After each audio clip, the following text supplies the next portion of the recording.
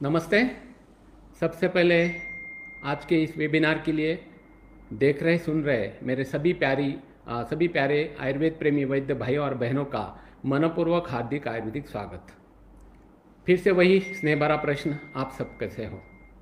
आशा करता हूँ कि आप सभी स्वस्थ होंगे, लेकिन डेफिनेटली आप पहले जैसे प्रसन्न नहीं होंगे, क्योंकि आज लॉकडाउन का 53rd डे है। शुरुआत में तो हमें काफ़ी अच्छा लगा, लेकिन अब जैसे जैसे लॉकडाउन खींचे जा रहा है वैसे वैसे हर एक के मन चक्षु के सामने अंधेरों के बादल अब छाने लगे हैं। बैंक के ईएमआई, स्टाफ का पेमेंट, हॉस्पिटल या घर का रेंट, ऐसे अनेक समस्याएं सामने आ रही है। माना कि इस कोरोना महामारी ने पूरे विश्व का, हमारे देश का और हर एक इंडिविजुअल का काफ़ी बड़ा आर्थिक नुकसान किया है। लेकिन यदि इसे हम उत्थान के तौर पे देखते हैं या पॉजिटिव नज़रिए से देखते हैं तो काफ़ी कुछ इस महामारी ने हम मानवता को भी सिखाया है। Values of life, values of human, एकत्रित परिवार का अहमियत क्या होता है, एकत्रित परिवार का इम्पोर्टेंस क्या होता है, या जीने के लिए कितने पैसे की अहमियत होती है, ये काफ़ी कुछ सिखाया है। अब जब नए लॉकडाउन के बाद में जब हर एक के क्षेत्र के व्यवसाय शुरू होंगे, हमारी प्रैक्टिस शुरू होगी, तो काफ़ी नयापन उसमें रहेगा। मैं तो इन शॉर्ट इनको कहता हूँ कि एक न्यू इनिंग हर एक क्षेत्र में शुरू होने वाली है। तब तक हम ये सोचें कि आज तक के प्रैक्टिस में हमारे कहाँ लूप्स होल थे या कहाँ हमारी गलतियाँ थी। यदि इसके ऊपर हम सोचते हैं, विचार करते हैं, तो डेफिनेटली जब हम नई प्रैक्टिस शुरू करेंगे तो उनमें काफ़ी बदलाव आएगा। मानो एक आधे वैद्य की प्रैक्टिस 8 या 10 पेशेंट पर सीमित है और वो कुछ उसमें बदलाव करना चाहता है, जो कि हम आगे चर्चा करने वाले हैं। और नए इनिंग में जब वो प्रैक्टिस शुरू करेगा तो उसके पहले 8-10 पेशेंट तो फिक्स है, लेकिन इसके बाद में जो प्रैक्टिस बढ़ेगी वो 20-25 पेशेंट तक बढ़ सकती है। और फिर जो नई आमदनी आएगी वो कोरोना का जो बैकलॉग है ये भरने में कामयाब हो जाएगी या वो भर देगी। काफ़ी विद्यार्थी मित्रों के फ़ोन आए कि उन्होंने कहा कि सर काफ़ी टेंशन आ रहा है, आगे का अंधेरा आंखों के सामने दिखाई दे रहा है और आगे क्या होगा, और ये सब हमारे साथ ही क्यों हो रहा है। यदि हम आंख उठा के बाहर के क्षेत्र में बाकी अन्य क्षेत्रों की तरफ देखते हैं तो उनसे काफ़ी हालत अपनी अच्छी, उनके काफ़ी बदतर हालत है। पिछले हफ्ते इंडियन क्रिकेट टीम के वाइस कैप्टन अजिंक्य रहाणे का इंटरव्यू आया था। उन्होंने कहा कि अब जब क्रिकेट खेला जाएगा तो काफ़ी नया क्रिकेट रहेगा, क्योंकि डिस्टेंसिंग के कारण पूरा मैदान कभी हाउसफुल नहीं हो पाएगा। जो बॉलर बॉलिंग करता है उसको बॉल स्पिन होने के लिए उसको थूक लगानी पड़ती है या पसीना लगाना पड़ता है, तो इसके आगे वो कभी नहीं लगा पाएगा। विकेट लेने के बाद में सभी फील्डर्स उसको शाबाशी देने के लिए, उसको प्रोत्साहित करने के लिए उसको चिपक जाते हैं, उसको उठा लेते हैं। तो ये दृश्य भी अब मैदान में हम कभी नहीं देख पाएंगे। इन शॉर्ट अलग सा क्रिकेट हम वहाँ पर देख पाएंगे। टूरिस्ट की यदि, ट्रैवल कंपनी की यदि हम बात देखते हैं तो सबसे ज़्यादा खराब हालत उन लोगों की है, क्योंकि एक एक साल का बुकिंग उनका एडवांस में होता है। होटल्स, प्लेन, सबके बुकिंग इनको एडवांस पेमेंट देके करने पड़ते हैं, और पूरा ये समर सीज़न जो कि पीक सीज़न होता है ये उनका पूरा इसमें डिस्ट्रॉय हो गया है। और हुआ ये है कि अब रिफ़ंड तो उनसे फॉरेन होटल भी रिफ़ंड देंगे नहीं, और उनको जितने भी पैसेंजर ट्रैवलर्स हैं उनको तो रिफ़ंड देना पड़ेगा या उनको लेकर जाने पड़ेगा। लेकिन करीबन 1-2 साल तक किसी का डेयरिंग नहीं होगा कि वो अब्रॉड जा सके या जाने का डेयरिंग करेगा। तो उनको तो काफ़ी बड़े टेंशन वाले बात को सामना करना पड़ेगा।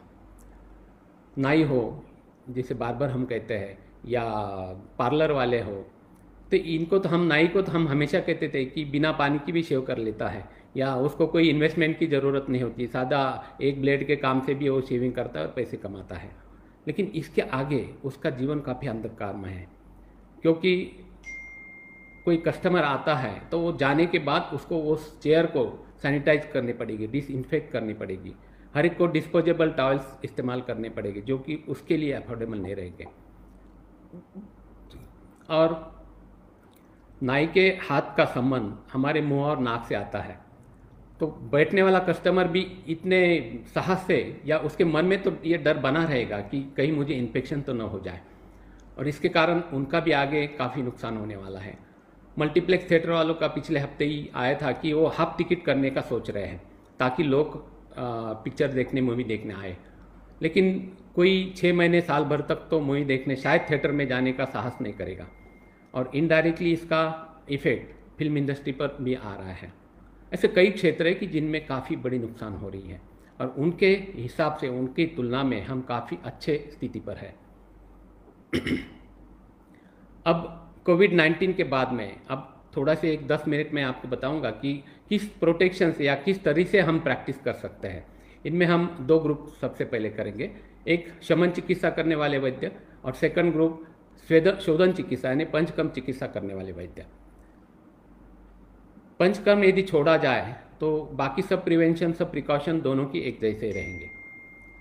हम शुरुआत करते हैं ओपीडी के एंट्रेंस से। तो ओपीडी के एंट्रेंस में सैनिटाइज़र हमको वहाँ रखना पड़ेगा। आजकल फुट ऑपरेटेड एक छोटा सा 1,500-2 हज़ार का एक इंस्ट्रूमेंट प्रोडक्ट आता है, जिसमें फुट से भी तुम सैनिटाइज़र इस्तेमाल कर सकते हो। जिनकी ओपीडी की प्लेस छोटी है और ओपीडी दिन में 10 या 12 पेशेंट तक सीमित है, तो डिस्टेंसिंग के हिसाब से पर आवर एक पेशेंट को या आधे घंटे में एक पेशेंट को अपॉइंटमेंट देनी है, ताकि छोटे जगह में डिस्टेंसिंग रख के पेशेंट अंदर बैठ सकेगा। हर एक के ओपीडी में वाटर डिस्पेंसर रहता है, तो वाटर डिस्पेंस करने के लिए वहाँ पर हम एक ही गिलास इसके पहले रखते थे। अब हमको वहाँ पर डिस्पोजेबल गिलास रखने पड़ेंगे, ताकि वो यूज एंड थ्रो उसका इस्तेमाल हो सके। पेशेंट की शुरुआत होने से पहले और पेशेंट होने के बाद में जहाँ जहाँ पेशेंट का संबंध आता है, संपर्क आता है, उस हर जगह पर हमको सोडियम हाइपोक्लोराइड द्रावण से साफ सफाई करनी पड़ेगी, या कड़ू नीम पत्र, दारू, हरिद्रा, त्रिफला के धावन से उसको साफ करना पड़ेगा। हमारा पूरा स्टाफ जो होता है, उनके प्रोटेक्शन की जिम्मेदारी अपनी होती है, इसलिए हर एक स्टाफ को मास्क कंपलसरी रहेगा, फेस शील्ड कंपलसरी रहेगा, हैंड ग्लोव्स कंपलसरी रहेंगे, और हम वैद्यों के लिए भी वो रहेगा। बाहर रिसेप्शनिस्ट रहेगी जो कि अंडर ऑब्जर्वेशन वहाँ पे देखती रहेगी। पेशेंट जब ओपीडी वेटिंग रूम से कंसल्टिंग रूम में आएगा तो डिस्टेंसिंग करके उसको बिठाना है। सबसे आयुर्वेद वालों की, हम वैद्य लोगों की एक प्लस पॉइंट है कि हम वो बिना चेक किए भी हम दवा दे सकते हैं। पेशेंट जब अंदर आता है, एंटर करता है, तो प्रकृति माइंड में क्लिक हो जाती है, और जस्ट प्रश्न पूछ के भी हम उनको दवा दे सकते हैं। तो इसके कारण हमें डिस्टेंसिंग अपने आप हो जाता है। एक बार चेक किया, ज़्यादा से ज़्यादा यदि बीपी चेक करना है, चेस्ट भी ऑस्कल करनी है, तो मास्क पहन के दूर से भी तुम ऑस्कल कर सकते हो, बीपी भी दूर से देख सकते हो। दवा एक बार प्रिस्क्राइब हो गई, पेशेंट चेक किया, पेशेंट वेटिंग रूम में जाएगा। अब दवा जहाँ से कलेक्ट करनी, हर एक वैद्य की एक मेडिसिन डिस्पेंसिंग छोटी रूम होती है, जहाँ पर स्टाफ दवा बनाता है और छोटी सी विंडो से वो डिस्पेंस देता है। तो वहाँ पर भी वो झुककर पेशेंट को समझाता है, और पेशेंट भी वहाँ मुंह लगा के या कान लगा के सुनता है। तो डिस्टेंस मैनेज नहीं हो पाएगा, इसलिए जो भी दवा बनेगी वो बाहर हैंड टू हैंड टेबल पर डिस्पेंस होगी। सुबह शाम प्रत्येक के क्लिनिक में धूपन चिकित्सा एक बहुत अहम मुद्दा है, क्योंकि ये धूपन प्रूव्ड है। धूपन करने से एंटीबैक्टीरियल, एंटीवायरल एक्शन होती है। जो कई हमारे कोपरगांव के हॉस्पिटल में या नासिक के हॉस्पिटल में आए हैं, उन सबको पता है कि हम अग्निहोत्र चिकित्सा कई सालों से हॉस्पिटल में करते हैं। शाम को 6 बजे यानी अक्षांश रेखांश के ऊपर हर एक गांव का टाइमिंग अलग अलग होता है, सूर्योदय का और सूर्यास्त का। तो सूर्यास्त के समय हम 2 चिमुट अखंडित चावल देसी घी में डुबो के, देसी गाय के जो गोबर के होते हैं वो जला के उसमें आहुति देनी है। तो उसमें से जो एनर्जी निकलती, that will be pure energy, और ये साइंटिफिकली प्रूव हुआ है। उसके ऊपर जर्मन में भी रिसर्च हुआ है। तो एंटीवायरल उसके एक्शन होती है, क्योंकि पेशेंट को अंदर आने के बाद इमीडिएट पता चलता है कि क्या यहाँ कुछ समथिंग इज चेंज, तो उस टाइप से वहाँ उनको पता चलता है। तो धूपन सुबह शाम करो, और पेशेंट जाने के बाद में जो भी अपनी फीस होती है, ज़्यादातर फीस अकाउंट पे कर लो या स्वाप मशीन से स्वाप कर लेना। नहीं तो एक बॉक्स में पैसे रखना है, जिनको 7 दिन तक ऑलरेडी वो बॉक्स तुम सैनिटाइज किया हुआ रहेगा, और 7 दिन तक उस बॉक्स को पैसे के लिए हाथ लगाना नहीं है, यानी पैसे का भी कंटेमिनेशन हमारा अवॉइड हो जाएगा। इसके बाद में अब पेशेंट जब जाएंगे तब फिर से सैनिटाइज करना है, सोडियम हाइपोक्लोराइड से क्लिनिक साफ करना है। और फिर सेकंड ग्रुप जो आता है शोधन कर्म करने वाले, यानी पंचकर्म चिकित्सा करने वाले। तो इनमें आज तक हम ये करते थे कि जो भी पंचकर्म करने हैं वो दोषों की अवस्था देखकर करते थे, लेकिन अपने को आज इसके आगे दोषों की अवस्था के साथ साथ हमें उस पेशेंट के गांव की अवस्था भी देखनी पड़ेगी। तो एक 3 ग्रुप में हम उसके बारे में सोच सकते हैं। नंबर 1, वैद्य जो जिस गांव में प्रैक्टिस करता है वो गांव। सेकंड, पेशेंट जिस गांव से आता है वो गांव। और थर्ड, इन दोनों गांव की कोरोना की स्थिति। अब मैं समझो कोपरगांव शिरडी में प्रैक्टिस कर रहा हूँ और यहाँ बाबा की कृपा से एक भी कोरोना का पेशेंट नहीं है, हम ग्रीन जोन में हैं। और आने वाला पेशेंट ये बॉम्बे, पुणे या नासिक से आ रहा है, क्योंकि ज़्यादातर वैद्यों के पास बाहर गाँव के पेशेंट ज़्यादा होते हैं, तो वो नासिक से यदि आ रहा है और ये तीनों भी जोन रेड जोन है, तो उसमें 50% रिस्क फैक्टर बढ़ता है। और यदि मैं भी रेड जोन से हूँ, आने वाला पेशेंट भी रेड जोन से है, तो जो भी कर्म करने हैं वो ज़्यादातर हमको अवॉइड करने पड़ेंगे, या करने हैं तो काफ़ी सावधानी बरत के करने पड़ेंगे। तो अभी हम समझते हैं कि दोनों भी रेड जोन में है, तो कौन कौन से पंचकर्म हम कर सकते हैं। उनमें सबसे मेन एक कर्म है कि जो है वमन कर्म। तो इस पूरे साल में हम वमन कर्म नहीं करेंगे, क्योंकि ज़्यादा एक्सपोजर पेशेंट के लिए और पूरे स्टाफ के लिए हमारे लिए वहाँ पर रहेगा, इसलिए इस साल में हम वमन कर्म नहीं करेंगे। शायद आपको याद होगा कि सबसे पहला कोरोना का पेशेंट केरला में मार्च के फर्स्ट वीक में मिला था, और सेकंड पेशेंट जो बाकी के पेशेंट मिले वो पुणे में मिले मार्च के सेकंड वीक में। और 19 मार्च को शिरडी के बाबा के दरबार में साईनाथ हॉस्पिटल में एक लड़की की जो कि कफज अपस्मा से पीड़ित थी, वो पुणे से बिलोंग करती थी, उसका वमन मैं शिरडी में करने वाला था। और 1-1.5 घंटे पहले अचानक मेरे मन में आया कि ये वमन नहीं करना है। आज तक काफ़ी बार ऐसे हुआ है कि बाबा ने काफ़ी बार मुझे संकेत दिए हैं, और उस संकेत की अनुभूति, रियलिटी बाद में मुझे पता चली है। तो ये बाबा का संकेत मैंने समझा और वमन कैंसिल करके उसको विरेचन दे दिया। और उसी दिन मैंने एक बड़ी पोस्ट व्हाट्सएप पे वायरल की थी, जिनमें मैंने पूरे वैद्यगण को विनम्र आह्वान किया था कि इस वसंत ऋतु में कोई भी वैद्य वमन कर्म नहीं करेगा। तो उस समय काफ़ी क्रिटिसाइज हुआ, काफ़ी लोगों ने हंसी मजाक भी उड़ाई। कुछ लोगों ने कहा कि ये वमन को डर गए, किसी ने कहा कि कोरोना तो ये ऊर्ध्व जंतुगत व्याधि है, उसके लिए तो वमन कर्म ज़्यादा फायदेमंद साबित होगा। कुछ ने कहा ये वमन को बदनाम कर रहे हैं। लेकिन आगे चल के सत्य हमेशा परेशान होता है, लेकिन पराजित नहीं होता है। आगे चल के जो हुआ वो सत्य हुआ, उसका जो करना था वो सही हुआ, ये इसकी रियलिटी बाद में पता चली। जिन्होंने क्रिटिक्स किया था उन्होंने बाद में पोस्ट डाले कि कोई भी पंचकर्म नहीं करना चाहिए।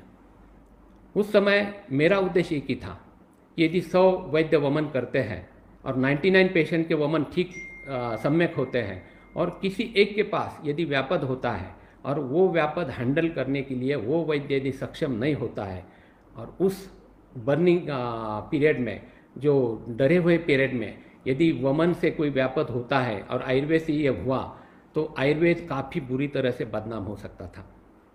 और आयुर्वेद इस कोरोना के स्ट्रीम में, चिकित्सा के स्ट्रीम में दोबारा कभी एंटर नहीं होता। इस डर के कारण ये रोकने के लिए उस समय मैंने वो पोस्ट डाली थी।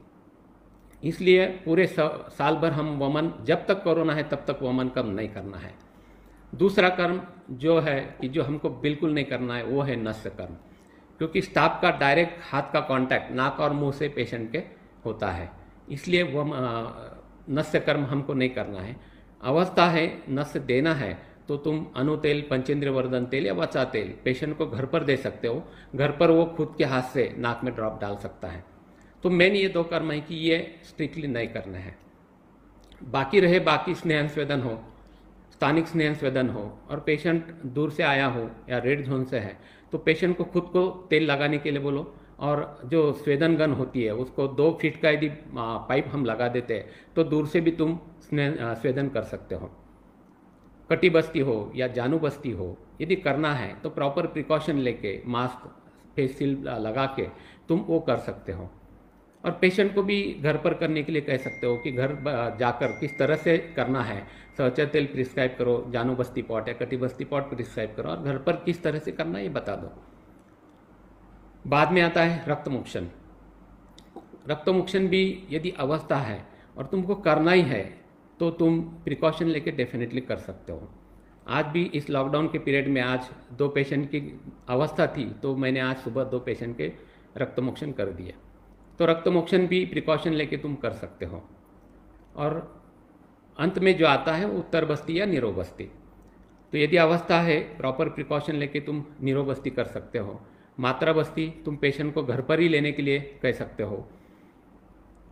इनफर्टिलिटी के लिए उत्तर बस्ती जो करना होता है वो भी प्रॉपर प्रिकॉशन लेके उत्तर बस्ती 7वें या 8वें दिन तुम कर सकते हो। उसके लिए भी कंसेंट फॉर्म जो कि हम करने वाले हैं वो भरकर लेना है कि एक सेफ्टी पॉइंट ऑफ व्यू। तो इस प्रकार के कर्म यदि हम प्रिकॉशन लेते हैं तो डेफिनेटली कर सकते हैं, लेकिन थोड़ा सा माहौल एक बार न्यूट्रल होने दो, थोड़ा सा कम होने दो, टेंशन जो है थोड़ा सा कम होने दो और फिर उसको हाथ लगाओ। कई वैद्यों ने 1-2 दिन पहले वेबिनार हुआ तो कई वैद्यों ने कहा कि हर एक की कोविड-19 टेस्ट करनी चाहिए, लेकिन practically it is not possible, क्योंकि 4,500 रुपये कॉस्ट है उसकी, और इजीली टेस्ट होती भी नहीं है। जब इन फ्यूचर रैपिड टेस्ट आती है और उसकी कॉस्ट यदि 400-500 तक सीमित रहती है तो हर एक पेशेंट की हम रैपिड टेस्ट करवा सकते हैं, और ताकि हम आगे प्रोटेक्ट हो जाए। तो इस प्रकार से हम प्रिकॉशन ले सकते हैं। और सबसे अहम बात है कि हमको एक कंसेंट फॉर्म बना लेना है कि जो हर एक वैद्य के सेफ्टी पॉइंट ऑफ व्यू के लिए रहेगा, क्योंकि लॉकडाउन के पीरियड में काफ़ी जनरल प्रैक्टिशनर के यहाँ कुछ केसेस हुए हैं और उनको काफ़ी बुरी तरह से हैरेस होना पड़ा है। इसलिए कंसेंट फॉर्म हम बनाएंगे।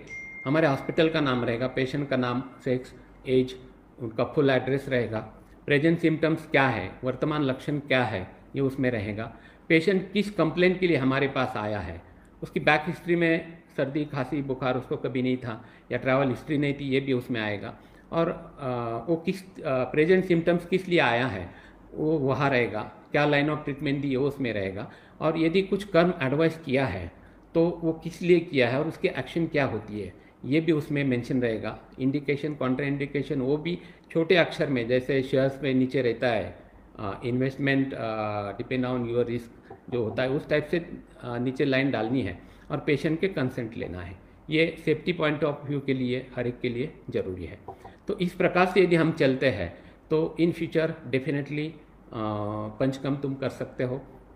शमन चिकित्सा भी इस प्रकार से सब प्रिवेंशन करके तुम कर सकते हो।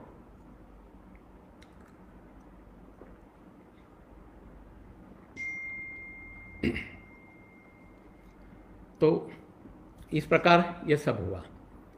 अब काफ़ी वैद्य ये पूछते हैं कि सर मेरी प्रैक्टिस एक 8-10 पेशेंट के ऊपर बढ़ती ही नहीं, उससे आगे कैसी बढ़नी चाहिए या प्रैक्टिस बढ़ने के लिए क्या करना चाहिए। कुछ कहते हैं कि सर कुछ केसेस में रिजल्ट ही नहीं मिलते हैं। कुछ पेशेंट का डॉक्टर्स कहते हैं, वैद्य कहते हैं कि सर इस पेशेंट में मुझे ये प्रॉब्लम आया, फिर तकलीफ हुई।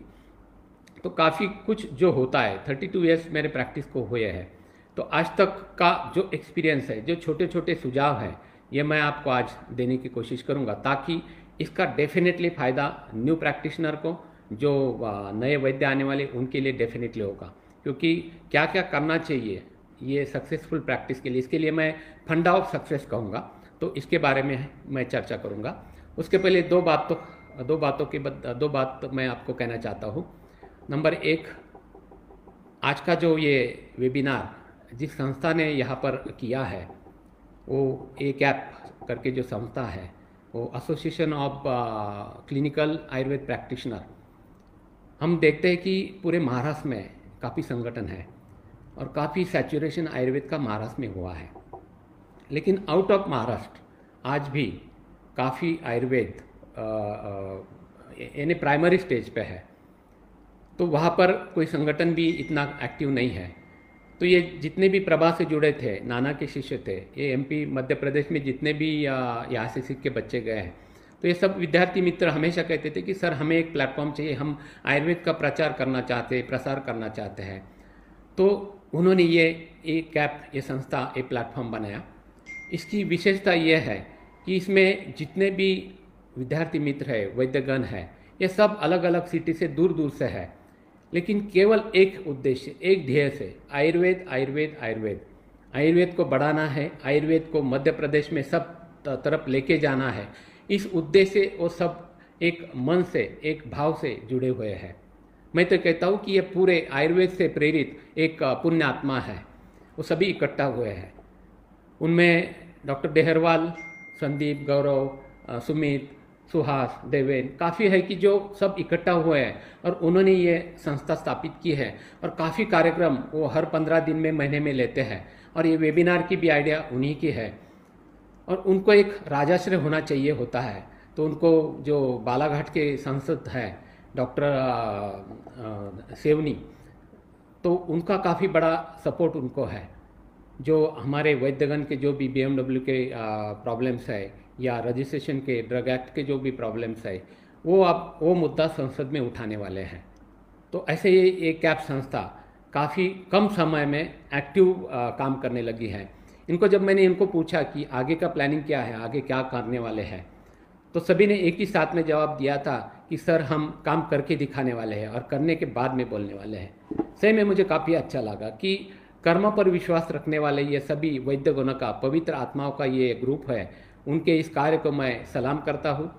उन्होंने आज ये वेबिनार अरेंज करके मुझ जैसे एक सामान्य वैज्ञ को आप जैसे वैज्ञों से रूबरू होने का, बात करने का एक मौका, सुअवसर मुझे दिया है। इसलिए मैं एक ऐप का तहे दिल से शुक्रगुजार हूँ, उनका मैं आभार मानता हूँ, अभिनंदन करता हूँ। दूसरी बात, अब 4, साढ़े चार बजे है। लॉकडाउन के कारण हर रोज़ दोपहर में सोने की आदत हर एक वैद्य को पड़ी है। अमरस का सीज़न चल रहा है और हम वेबिनार आराम से सुखासन में सोफा पे बैठ के या कॉट पर लेट के ये सुन रहे हैं, तो हो सकता है कि हर एक को थोड़ी सी सुस्ती या नींद आ सकती है। तो यदि ऐसा होता है तो घर के घर में चक्कर काटो, पानी पियो, या जो उसका मेन एंटीडोट होता है, कलयुग का अमृत बोला जाता है, चाय पियो, तो नींद नहीं आएगी। क्योंकि जो भी आज मैं चर्चा करने वाला हूँ, बताने वाला हूँ, तो करीबन 10-11 पॉइंट्स है। तो हर एक पॉइंट हर एक ने लिख के रखो और बाद में जब भी आपको कभी प्रॉब्लम आए, इस जो पॉइंट पे आप आत्म परीक्षण करो, उसके बारे में सोचो, डेफिनेटली उसका आंसर आपको मिल जाएगा।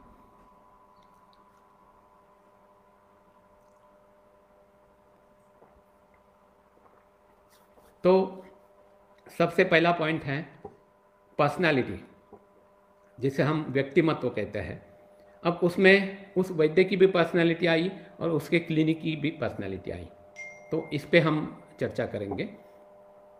यदि हम जनरल समाज में देखते हैं या हमारे प्रैक्टिस में भी हम देखते हैं, यदि कोई डॉक्टर कहता है तो डॉक्टर इस शब्द को काफ़ी बड़ा ग्लैमर, काफ़ी बड़ा वेटेज, काफ़ी बड़ा सम्मान, आदर है। कोई कहता है कि डॉक्टर है तो इमीडिएट हमारे आंखों के सामने सूट बूट पहने हुए एक धीर गंभीर लेकिन प्रसन्न चेहरे वाली होशियार व्यक्तिमत्व का चेहरा हमारे सामने आ जाता है। लेकिन हम वैद्यगण अभी भी इस लाइन में बैठते नहीं, ऐसे मुझे लगता है। 10-15 साल पहले ऐसा होता था कि कोई कहता है मैं वैद्य हूँ तो इमीडिएट आंखों के सामने एक बूढ़ी व्यक्ति की जो धोती पगड़ी पहन के बैठी है और छोटा सा लकड़ी का तेल से गंदा हुआ फर्नीचर में वो बैठी हुई हमारे आंखों के सामने आता था। ये बात गलत है, ऐसे मैं नहीं कहता, लेकिन समय अनुसार बदलते हुए उसमें आधुनिकता, आकर्षकता, सुंदरता आनी चाहिए। व्यक्तिमत्व का प्रभाव हर एक क्षेत्र में, हर एक व्यवसाय में कैसे होता है, कितना फायदा उसका होता है, ये शायद आपने सुना होगा या अनुभव किया होगा। इसलिए हम भी हमारे क्षेत्र में यदि अच्छे रहते हैं, अच्छे up to date clean neat dress पहन के बैठते हैं, तो हमारी व्यक्तिमत्व अच्छा दिखाई देती है। काफ़ी वैद्य कहते हैं कि यदि हमारी पर्सनैलिटी नहीं तो हम कैसे क्या करें। माना पर्सनैलिटी नहीं है तो भी तुम तुम्हारे कलर के अनुसार ड्रेस कोड रख सकते हो, साफ सुथरे कपड़े पहन सकते हो, अप टू डेट बाल टाई वगैरह सब एकदम फर्स्ट क्लास रह सकते हो, और अपने बोलने का ढंग, बात करने का ढंग सुधार सकते हो। क्योंकि जो भी पेशेंट हमारे पास आता है वो उसके जीवन मरण के प्रश्न, आरोग्य की समस्या लेकर हमारे पास आता है, और जब वो पहली बार हमारे पास आए तो हमें देखकर उसे कम से कम वो विश्वास तो होना चाहिए कि हम उसे ठीक कर सकते हैं, या उसे उतना प्रभाव तो उसके ऊपर पड़ना चाहिए कि उसको वो विश्वास आ सके। मैंने मेरी प्रैक्टिस 1988 में शुरू की थी कोपरगांव में। तब मेरा वेट था 49 kg। यदि मैं किसी को कहता था कि मैं डॉक्टर हूँ तो नीचे से ऊपर तक मुझे घूरते हुए देखता था, और मन ही मन में सोचता होगा कि क्या पर्सनैलिटी है इसकी। उस समय मैं ईश्वर से मेरी इस पर्सनैलिटी के बारे में काफ़ी झगड़ा करता था। 1989 में कोपरगांव में एक रिटायर्ड टीचर, जिनको CA लीवर था, 3rd स्टेज हिपैटोमा, ये डायग्नोस हुआ था, और बॉम्बे में टाटा हॉस्पिटल ने उनको कहा था कि अब जाकर घर पर सेवा करो, सब भगवान पे छोड़ दो, और ज़्यादा से ज़्यादा 40 से 45 दिन तक जीवित रह सकते हैं। उस समय मेडिकल फील्ड भी इतना डेवलप नहीं था, और वो पेशेंट तब तक काफ़ी कॉन्फिडेंट था, लेकिन वो बात उससे बच्चे से करते हुए, डॉक्टर बात करते हुए उस पेशेंट ने जब सुना, तब उसका कॉन्फिडेंस काफ़ी हद तक लूज हो गया। कुछ दिन के बाद में उसका लड़का मेरे पास आया, और मेरे पिताजी CA से कैंसर से ग्रस्त थे, तो आप घर आकर उनको चेक कर सकते का उसने विनती की। पेशेंट तो थे नहीं मेरे पास उस समय, तो इमीडिएट शाम को 6 बजे मैं उनके घर चला गया। एक दुबला सा क्रूस शरीर रिश्ते वाला वो पेशेंट, वात पित्त प्रकृति वाला था। उसको राइट हाइपोकॉन्ड्रियाक में एकरूप प्रदेशी सीवियर, उससे सब आंखों से वो दिखाई देता था, वो ट्यूमर जैसे। उसको इपीगैस्ट्रिक में और राइट हाइपोकॉन्ड्रिक में काफ़ी पेन्स थे, रुल्लास था, और लॉस ऑफ एपेटाइट थी, और सीवियर थकान, काफ़ी दौर्बल्य उसको था। तो मेरे अकल के हिसाब से उस समय मैंने सुवर्ण रोग पे सूचकर उनको दे दी, कुमारी आसव दे दिया, प्रवाल पंचामृत आयु पित्तकर पुनर्नवा का एक कॉम्बिनेशन उनको दे दिया, और एक्सटर्नल दशांग लेप पका के उसमें थोड़ा सा ताम्र भस्म मिला के उसका लेप राइट हाइपोकॉन्ड्रियाक में एकरूत प्रदेश पर यहाँ पर लगाने के लिए कह दिया। यानी सब ट्रीटमेंट पित्तग्न बल्य और लेखन चिकित्सा करने वाली चिकित्सा उनको दे दी, कुछ परहेज बता दिए, और हर हफ्ते के बाद ट्रीटमेंट चलती रही। और 3 वीक्स के बाद में, 3 हफ्ते के बाद में मैं फिर से उनके घर उनको देखने गया। जब मैं गया तो मैं भी काफ़ी आश्चर्यचकित रहा, क्योंकि जो भी एक्सटर्नल ट्यूमर था उससे था, जो स्वेलिंग था वो काफ़ी हद तक कम हुआ था, और पेशेंट ने भी जाते ही कहा कि मुझे काफ़ी अच्छा लग रहा है, थकान काफ़ी कम हो गई है, जलन कम हो गई, पेन्स मेरे कम हो गए, और मुझे अब अच्छा लगता है। लेकिन टाटा के डॉक्टर ने मुझे 40 या 45 दिन का ही समय दिया है, तो वो तो नज़दीक आ रहे हैं। मैंने कहा वो गलत भी हो सकते, वो बोले वो इतने बड़े डॉक्टर गलत तो नहीं हो सकते, तो मैं तो जाने वाला हूँ। मैंने उस समय सोचा कि यदि ये टेंशन नहीं लेते तो उनका लाइफ स्पैन डेफिनेटली बढ़ सकता है। इसलिए जिस डॉक्टर ने, कोपरगांव के एक सर्जन थे जिन्होंने वो डायग्नोस केस की थी, मैं उनको जाके मिला, मेरी खुद की पहचान उनसे करा दी, और मैंने कहा कि वो पेशेंट 3rd स्टेज पे था, मैंने 3 हफ्ते से ट्रीटमेंट शुरू की है, और उनको सिम्टोमेटिकली तो अच्छा लग रहा है, लेकिन मेरे पर्सनैलिटी का कारण वो मुझ पर भरोसा नहीं कर रहे, विश्वास नहीं कर रहे।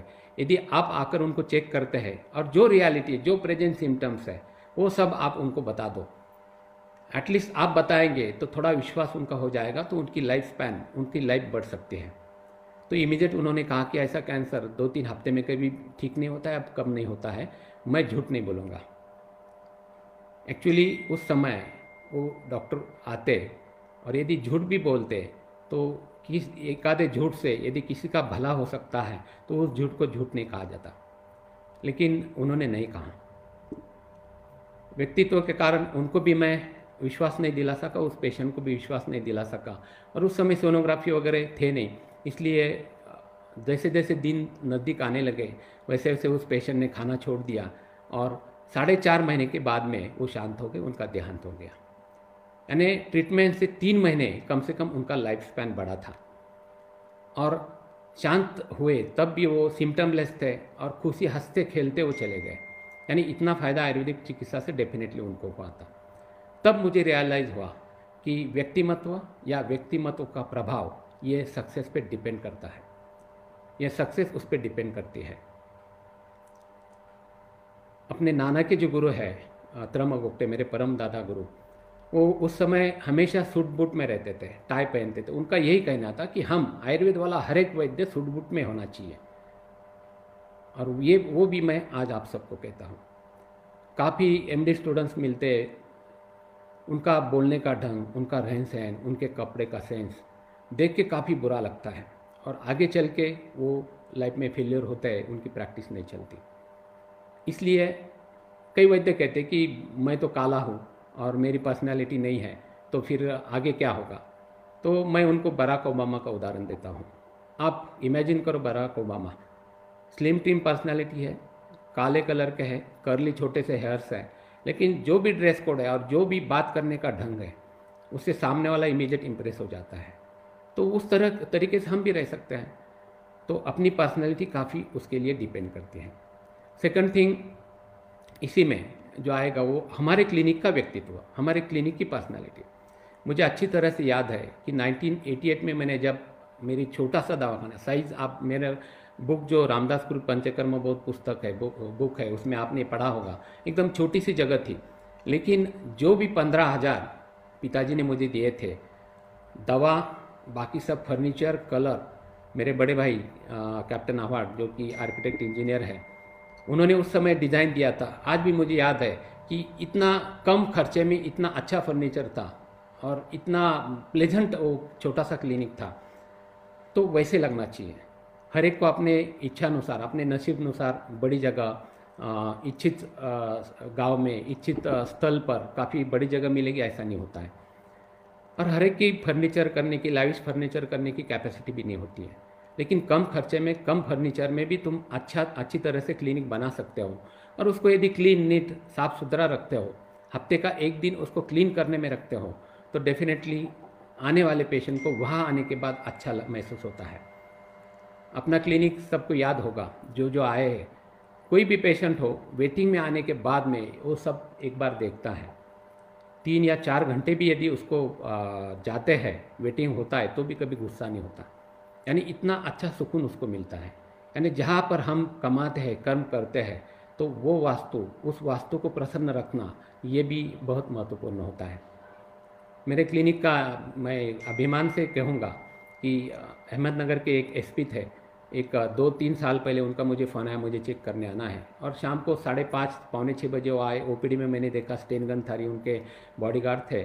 सीटी कैमरे में देखते ही मैं बाहर रिसीव करने गया। मैंने कहा चलो सर, एंटी चैम्बर में बैठते हैं। तो इमीडिएट उन्होंने कहा कि सब देखने मैं यहाँ पर कंफर्टेबल हूँ, और वो वेटिंग, बाकी के पेशेंट के साथ में वेटिंग रूम में बैठे। मैं हर 1-2 पेशेंट के बाद में मैं उनको बुलाता था, सर प्लीज़ आइए आइए, तो वो कहते थे नहीं सर, तुम कंटिन्यू करो, मैं आई एम कंफर्टेबल। और रात को 7:15 8:30 बजे आखिर में वो अंदर आए, और आने के बाद उन्होंने कहा कि मैंने मेरे लाइफ में इतनी शांतता कहीं भी नहीं अनुभूत की। और उन्होंने कहा कि सर मैं पुलिस लाइन में हूँ, घर पे बीवी पे गुस्सा, बच्चे पे गुस्सा, चोर पे गुस्सा, स्टाफ पे गुस्सा, लेकिन यहाँ आके करीबन मैं 2-2.5 घंटे बैठा हूँ, लेकिन मुझे इतना अच्छा सुकून मिला, बहुत अच्छा लगा। अभी मुझे कुछ नहीं होता है, जब कुछ तकलीफ होगी तब मैं आऊँगा। और उसने हाथ मिला के वो चले गए। कहने का मतलब उस वास्तु में उतना अच्छा, उतना प्लेजेंट उनको फील हो रहा था। तो वो अपने हॉस्पिटल में, अपने क्लिनिक में होना ज़रूरी होता है।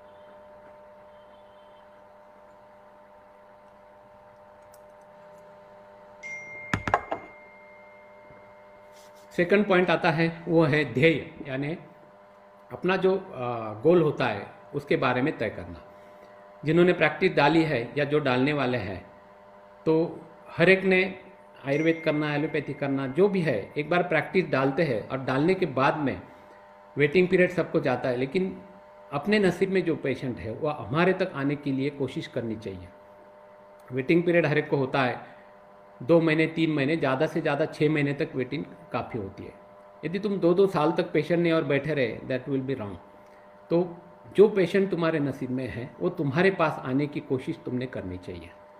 समझो एखाद वैद्य एखादे सिटी में, गांव के एखादे कोने में जगह लेता है, वहाँ पे वो क्लिनिक डालता है, और ओपनिंग के दिन करीबन 2000 इन्विटेशन कार्ड वो प्रिंट आउट करता है, सब गांव में बांट देता है।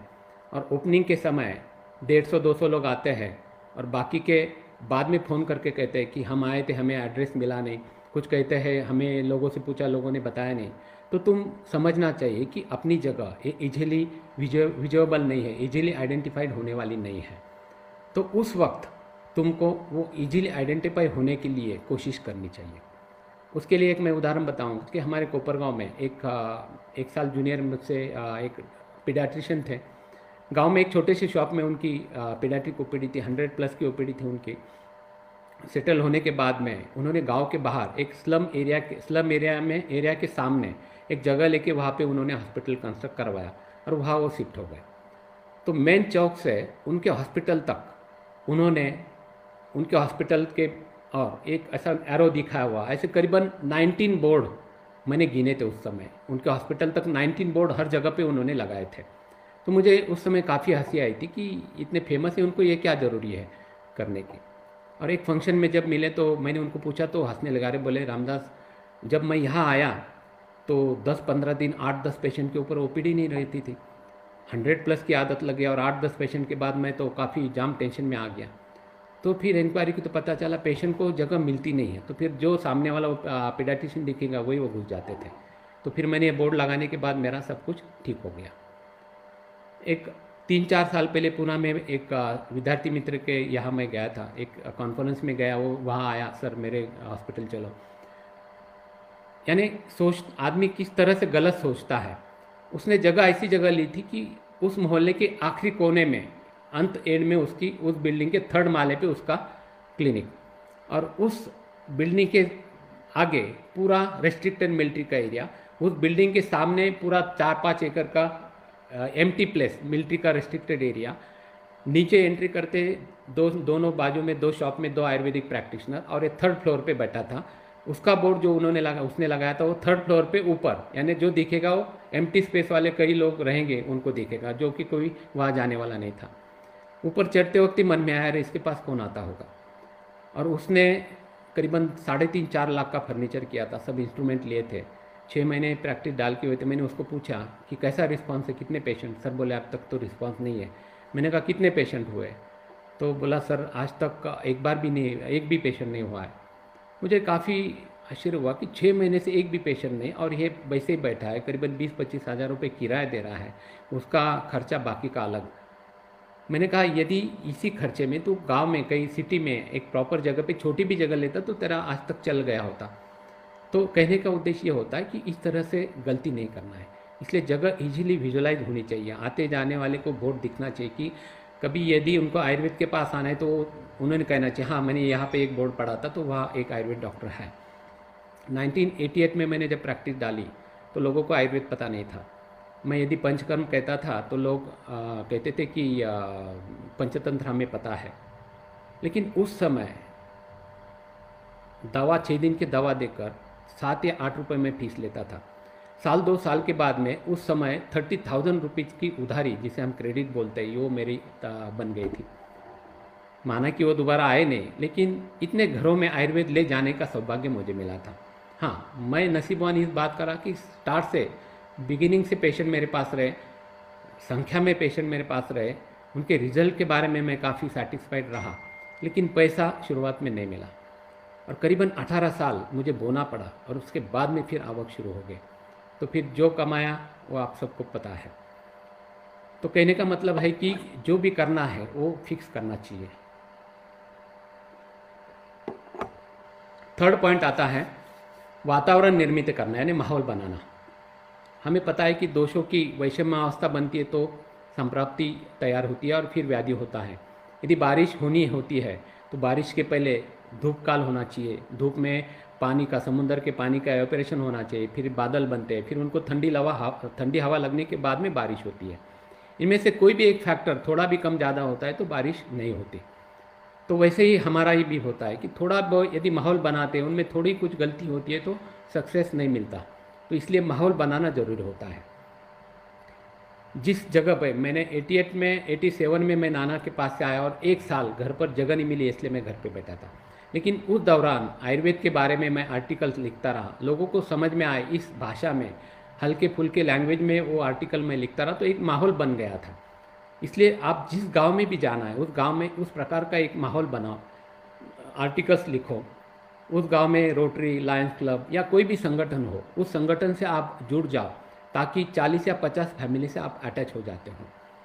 और जो भी तुम्हारी सक्सेस स्टोरीज है, एडवर्टाइज के बजाय मैं यही कहता हूँ कि तुम्हारी सक्सेस स्टोरी लोगों को समझ में आए, इस भाषा में, हल्के फुल्के भाषा में, उनकी भाषा में लिख कर वो लोगों में पहुँचाओ, ताकि उसका इफ़ेक्ट काफ़ी अच्छा होता है। जो भी लिखना है वो आयुर्वेद के कारण हुआ, आयुर्वेद ने ये किया, आयुर्वेद ने वो किया, इस तरह से होना चाहिए। खुद का नहीं लेना है, मैंने किया, मैंने ये ट्रीटमेंट दी, मैंने वो किया, तो ऐसे करते हैं तो ज़्यादा फेमस नहीं होता। आयुर्वेद को फेमस करो, जब आयुर्वेद की बात निकलेगी तो अपने आप तुम्हारी भी बात सामने आ जाएगी। इसलिए एक प्रकार का माहौल बनाना जरूरी होता है। थर्ड पॉइंट आता है टाउन सिलेक्शन, यानी किस गांव में तुमको प्रैक्टिस डालनी है। अब काफ़ी लोग ऐसे कहते हैं,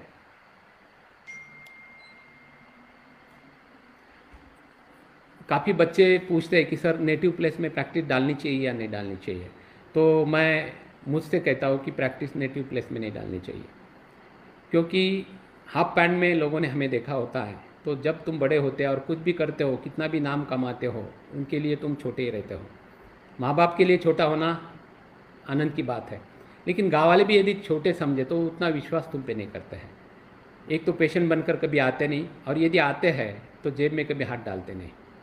तो इसलिए नेटिव प्लेस में दवाखाना नहीं डालना है। तुम दूसरी जगह डालते हो, कोई पहचानने वाले नहीं होते हैं तो भी टाइम लगता है, लेकिन जब भी एक बार आइडेंटिटी बनती है तो लोग रिस्पेक्ट से तुमसे बात करते हैं।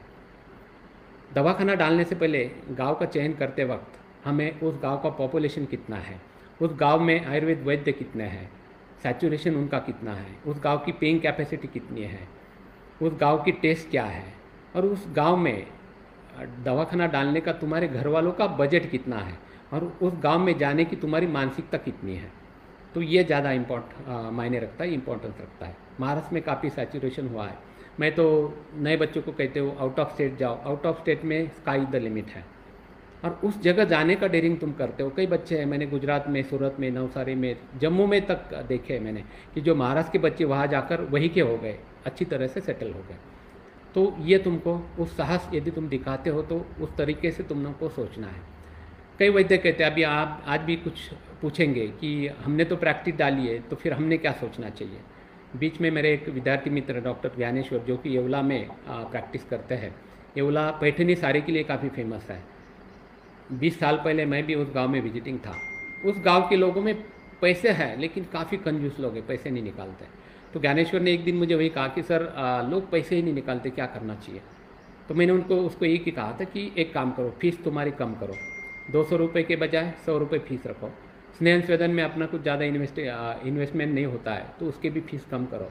और एक बार उसका विश्वास बैठ जाता है, लोगों का विश्वास हो जाता है, तो उसके बाद में फिर उनको पंचकर्म करना है, बस्ती करवाना है, ये करवाना है, तो उसकी फ़ीस फिर 400 के बजाय 1000 रुपये कर दो। जो तुम्हारा लॉस हुआ वो उसमें तुम आराम से उसके जेब से निकाल सकते हो, और इस प्रकार से तुम फिर धीरे धीरे अपना सेटलमेंट करवा सकते हो।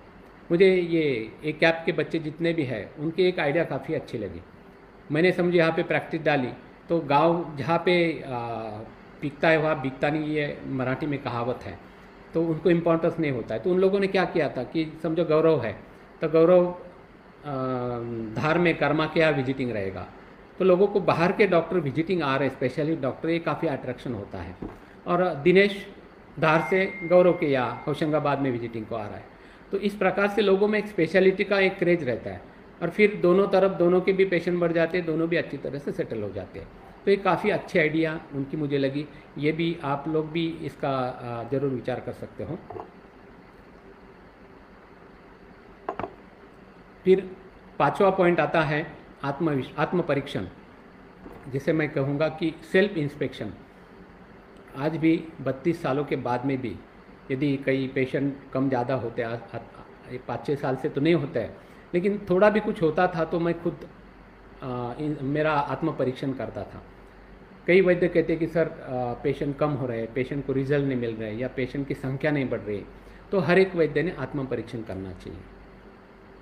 हम जो दवा दे रहे हैं वो दवा ठीक है या नहीं है, मेरे पेशेंट के साथ में जो संभाषण होता है, मेरी बात करने का तरीका सही है या नहीं है, मेरी दवा उस स्टैंडर्ड की है या नहीं है, उस क्वालिटी की है या नहीं है, मैं जो दवा देता हूँ शायद वो उसकी टेस्ट पेशेंट को पसंद आती है या नहीं आती है, या दवा ज़्यादा होती है, या पेशेंट को लेने में इनकन्वीनियंस हो रही है, या मेरी फीस ज़्यादा हो रही है, क्या है ये पहले तुम सोचो, और उसके बाद में जो गलती तुमको नज़र आती है उसको चेंज करो। नासिक ज़िले में एक दापुर करके एक छोटा सा गांव है, 75-80s में वहाँ पे एक भैया बाबा करके एक नाड़ी वैद्य थे जो कि 5वीं फेल थे ग्रस्त, वैद्यनाथ कंपनी में थे, वहाँ से उनको निकाल दिया था और वहाँ से आके डायरेक्ट एक छोटे गांव में उन्होंने आयुर्वेद प्रैक्टिस शुरू कर दी। नाड़ी वैद्य फेमस एकदम। हाँ, उनकी नाड़ी परीक्षा सही में अच्छी थी लेकिन चिकित्सा उनकी गलत रहती थी। अब उनके पास यदि मैं पित्त प्रकृति हूँ, यदि मैं उनके पास जाता हूँ और मुझे सर्दी जुकाम हुआ है, यदि मैं कहता हूँ तो मेरी दवा में वो रस सिंदूर, समीर पन्नग, मल्ल सिंदूर, त्रिभुवन कीर्ति, लक्ष्मी विलास, सभी जितने भी कफ और नाशक दवा है वो सब मिला के उसका मिश्रण बना के अनुपान बता के मुझे दे देते थे। यानी उस समय 1500-1600 रुपये 15 दिन के दवा के पेशेंट के बनते थे और वो कहते थे कि मैं पैसे नहीं लेता, फीस नहीं लेता। 60-70% मार्जिन वैद्यनाथ की दवा में होता है, यानी 1100-1200 रुपये एक पेशेंट के उनको मिलते थे, तो 10-20 रुपये फीस क्यों लेंगे? तो लोगों को ये समझ में नहीं आता, तो वो करते थे। लेकिन यदि मैं वो दवा घर आने के बाद लूँगा तो एसिडिटी बढ़ जाएगी, उल्टी हो जाएंगी, मैं कहूँगा रिएक्शन आ गई, मुझे दवा सूटने में, मैं फेंक देता था। लेकिन यदि कफ प्रकृति वाला कोई वो लेता था तो उसको तुरंत अच्छा लगता था, उसकी सर्दी बंद होती थी और वो 10 लोगों को बोलता था। इन शॉर्ट, प्रकृति परीक्षण न होने के कारण शास्त्र अपना बदनाम होता था। इसलिए प्रकृति परीक्षण के हिसाब से यदि हम चिकित्सा करते हैं तो हमारे शास्त्र बदनाम नहीं होता। मेरा हमेशा एक ही कहना रहता है, फ़ायदा नहीं हुआ तो भी चलेगा लेकिन पेशेंट को नुकसान नहीं होना चाहिए। अपना ये शास्त्र काफ़ी मुद्दत के बाद इस लेवल पे आया है। मेरे कारण मेरा शास्त्र बदनाम नहीं होना चाहिए। मैं किस प्रकार की दवा, कितनी प्रकार की दवा मरीज को देता हूँ, कड़वी दवा, महंगी दवा थैली भर के यदि मैं देने लगा तो डेफिनेटली रुग्ण संख्या कम होती है और पेशेंट की कन्वीनियंस की हमेशा देखना जरूरी होता है। आजकल अनुपान पद्धत होती है, मैंने मेरे प्रैक्टिस में किसी को भी अनुपान नहीं दिया है। खाने के बाद में दवा ले लो, बात ख़त्म, 2 गोली पाउडर, पतली दवा, बस। बहुत ज़रूरी है, एक स्पेशल केस है तो अपान काल में देना है, अपान काल में, समान काल में, या खाने के बाद में, व्यान उदान काल में, तो उस पद्धति से देता हूँ। लेकिन ज़रूरत हो तो मानो कि एखादा पेशेंट है, उसको मैंने त्रिफला चूर्ण लेने के लिए कहा है, पेशेंट पूछता है गर्म पानी में लेना है और तुम कहते हैं हाँ ठीक है गर्म पानी में लेना है। पेशेंट 4, 5, 6, 7, 8 दिन तक लेता है, उत्साह है तब तक लेता है और एक आध दिन कंटाला आ जाता है गर्म पानी करने का, छोड़ देता है। यदि मैं कहता हूँ कि किसी भी पानी में लो तो उसको बिना रुकावट के वो आराम से ले सकता है। और एक कन्वीनियंस से मैं ये कहना चाहूँगा कि अभी आजकल जो कॉलेज की लड़कियाँ होती है या लेडीज़ लोग होते हैं, महिला होती है, तो उनको ये कड़वी दवा नहीं चलती। यदि मैं कहूँगा तुमको कड़वी देना लेनी पड़ेगी तो अब वो मेरे से लेंगे, क्योंकि अब मेरे शब्द में वजन है। नए प्रैक्टिशनर है और वो कहेंगे कि कड़वी दवा है लेनी पड़ेगी, चूरन कड़वा है लेना पड़ेगा, तो घर जा लेगी, वो वहाँ पे घर जाके 1 डोज लेंगी, उल्टी हो जाएगी, छोड़ देगी, दोबारा तुम्हारे पास आएगी नहीं। इसलिए यदि महिला है, यदि लड़की है, पूछो कड़वी दवा चलेगी क्या? यदि वो बोलती नहीं है तो यदि पित्त की तकलीफ है, एसिडिटी है, तो भुनिम्बादी पत्थदी देने के बजाय उसको हिमकोसीड है, डिवासीड है या अपार्थदी, ऐसे सिरप बेस में एंटासिड दे दो ताकि वो ले सके। और कुछ दिन के बाद एक बार उसका विश्वास बैठ जाता है तो फिर उसको बोलना अब मैं कड़वी दूंगा, उस समय भी चूरन देना है, मैं कड़वा दूंगा। पहले चूरन में टेस्ट जाने के लिए एस्टिमेटो डालो या मिल्क पाउडर डाल दो ताकि वो लेने के लिए उसे आसानी हो जाए। तो कन्वीनियंस ही देखना भी काफ़ी ज़रूरी होता है। फिर 6 पॉइंट आता है पेशेंट साइकोलॉजी।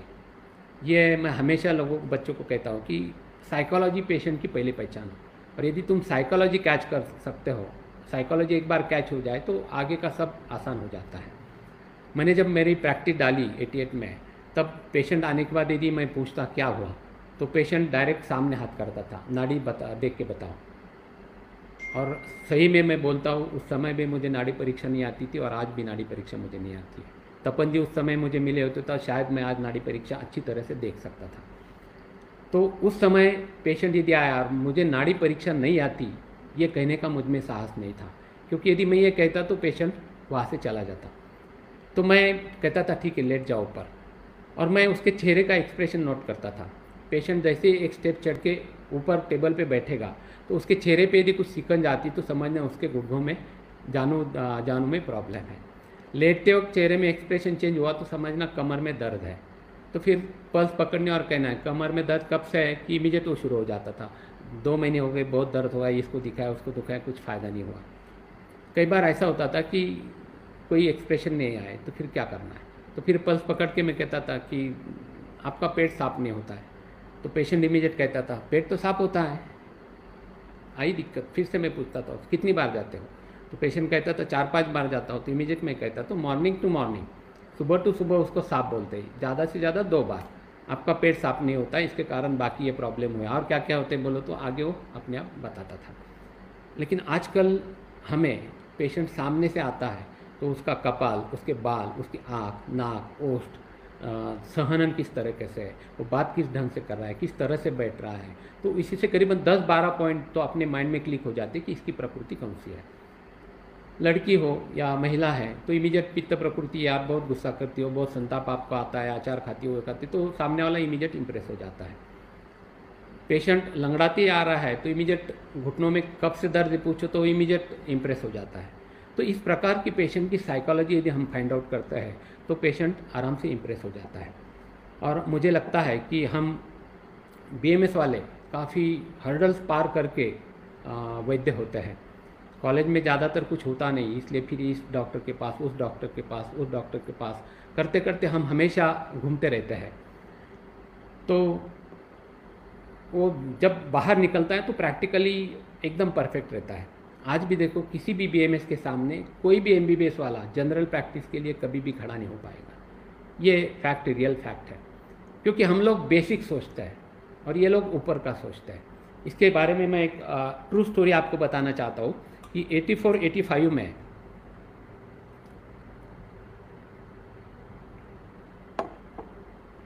शायद मैं 4th ईयर में था, तो हमारे बाजू के रूम में 2 एमबीबीएस के इंटर्नी रहते थे। और नासिक में जो मेन रोड होता है, शॉपिंग का मेन रोड है वो, और सब कॉलेज कुमार शाम को तुमको मेन रोड पे मिलेंगे, टाइम पास के लिए जाते थे। तो एक दिन मैं और मेरा एक सीनियर था, हमको ज़बरदस्ती वो मेरे एमबीबीएस वाले लेकर चले गए, चलो चलो क्या रूम में बैठते पढ़ते रहे तो चलो। और मेन रोड पे जाके हम एक कोने में एक दुकान के सामने खड़े रहे चारों भी, और फिर टाइम पास चालू रहता था। तो दूर से 2 सुंदर लड़कियां सामने से आती हुई दिखाई दी। अब 2 सुंदर लड़कियां थी तो सबके नज़र उधर गई, तो उनमें से एक लड़की लंगड़ाती हुई आ रही थी।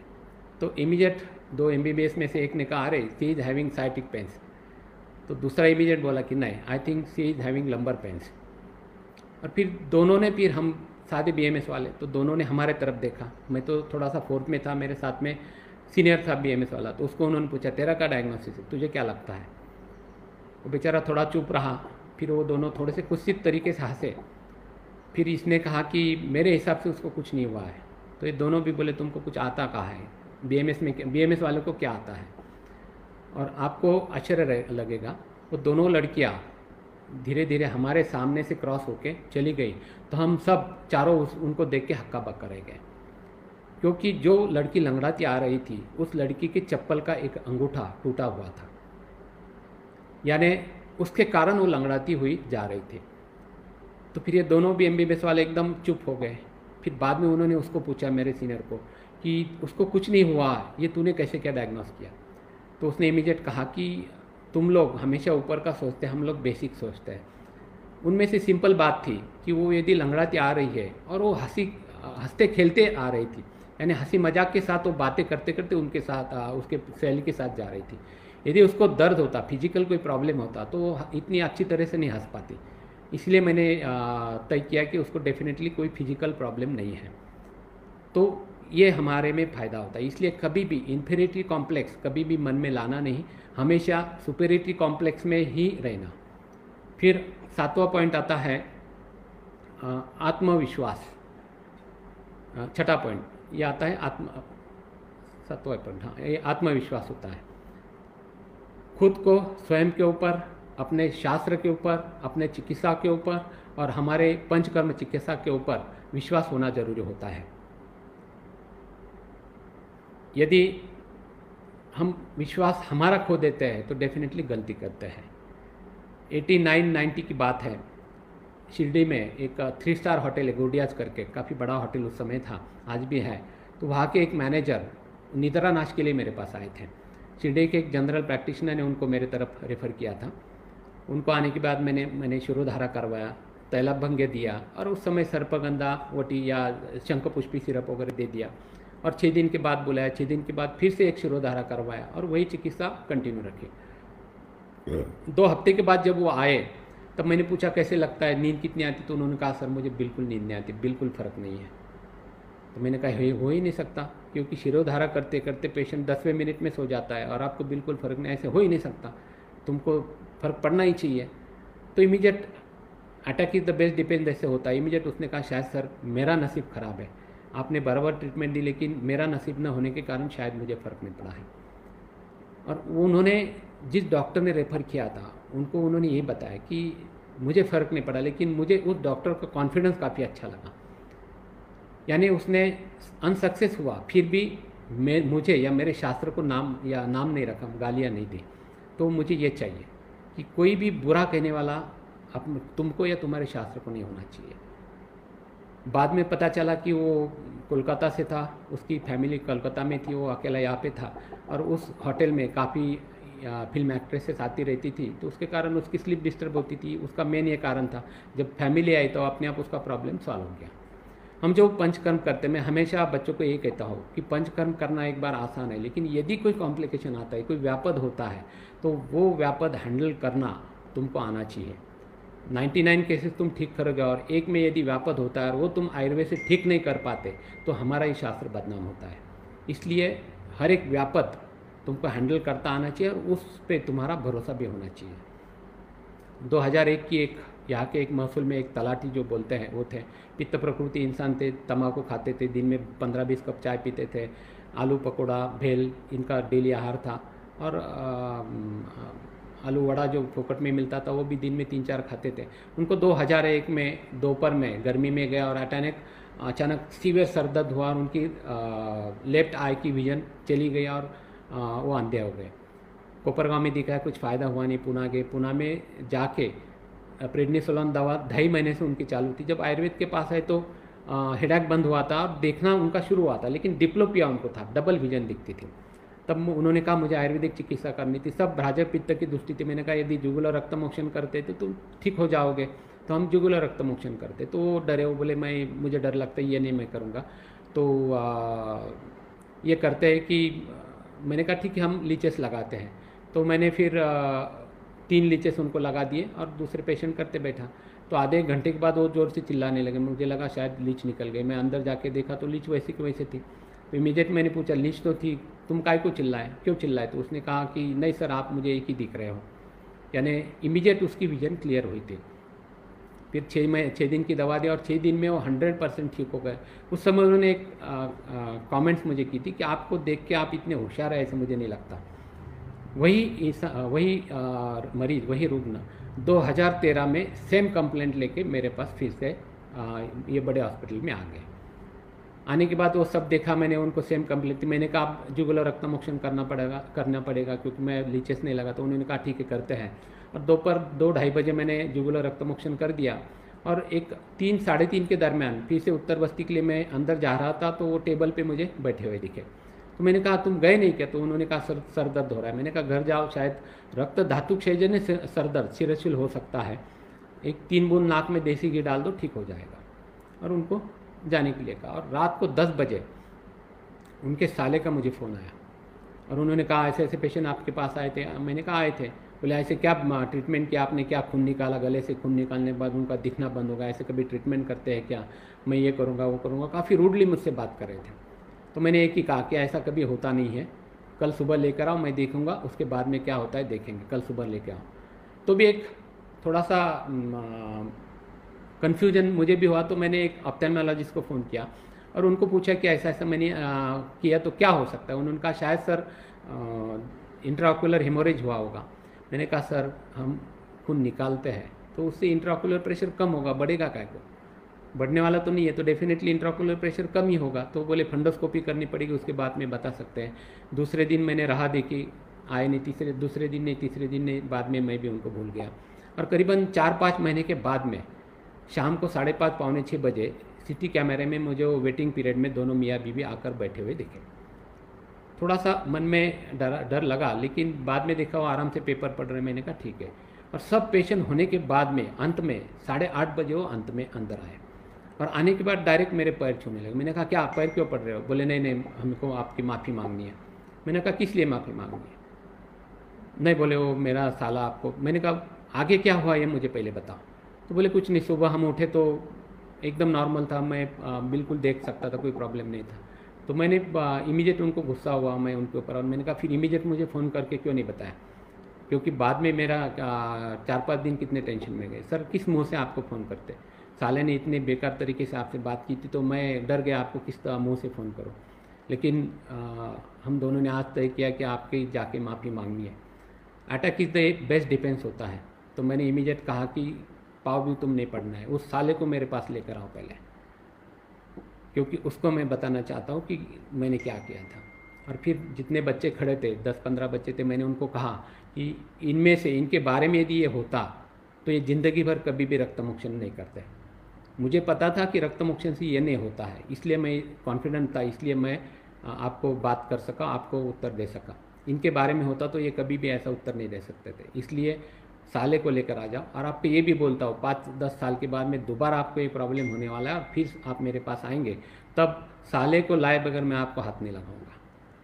बीच में एक स्टूडेंट ने मुझे फ़ोन किया, एक विद्यार्थी मित्र ने फ़ोन किया, सर आप एडी में दर्द होता है जिसे हम प्लांटर फैसाइटिस कहते हैं, तो एडी में दर्द होता है, आप एंकल जॉइंट से खून निकालते हैं आप क्या? तो मैंने सब पेशेंट ठीक होते देखे थे। मैंने एक पेशेंट का खून निकाला तो उनका दर्द बढ़ गया, और वो पेशेंट काफ़ी पैनिक हुआ, मेरे पास आने वाला है। मैंने कहा आने के बाद मेरी बात करवा दे। और जब पेशेंट आया तो पेशेंट को पूछा मैंने तकलीफ़ क्या हो रही है ऐसे, तो उसने कहा वो खून निकाला, बहुत दर्द हो रहा है। दर्द का टाइप पूछा तो उसको टिपिकल वातज पेन्स थे। तो मैंने कहा कल जो किया उसके कारण अब ये कन्फर्म हो जाएगा, आप जो ट्रीटमेंट करेंगे उससे आप ठीक हो जाएगा, उनकी कोई गलती नहीं है। क्योंकि इस डॉक्टर ने ये कहा था, जब उस फ़ोन पे उसने कहा, पेशेंट ने फ़ोन किया कि दर्द बढ़ गया, तो उसने कहा शायद रक्तमोक्षण नहीं करना चाहिए था, ये वो मेरी गलती हो गई।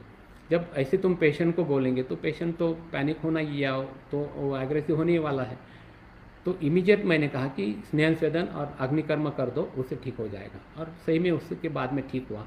फिर उसको मैंने समझाया कि यदि अवस्था गलत हुई, हमारी भी गलत हो सकती है, हम भी कभी कभी अवस्था चूकते हैं, तो उस समय ये नहीं बोलना मेरी गलती हो गई उसके कारण ये हुआ। हम बोलते तो पेशेंट एक बार कुछ नहीं बोलेगा, लेकिन नया आदमी, नया वैद्य यदि बोलेगा तो पेशेंट इमीडिएट अटैकिंग हो जाता है। इसलिए ये नहीं बोलना ऐसा हुआ ठीक है, आप दूसरी ट्रीटमेंट करेंगे उससे तुम ठीक हो जाएगा। तो इस प्रकार का कॉन्फिडेंस तुमको तुम्हारे ऊपर होना चाहिए।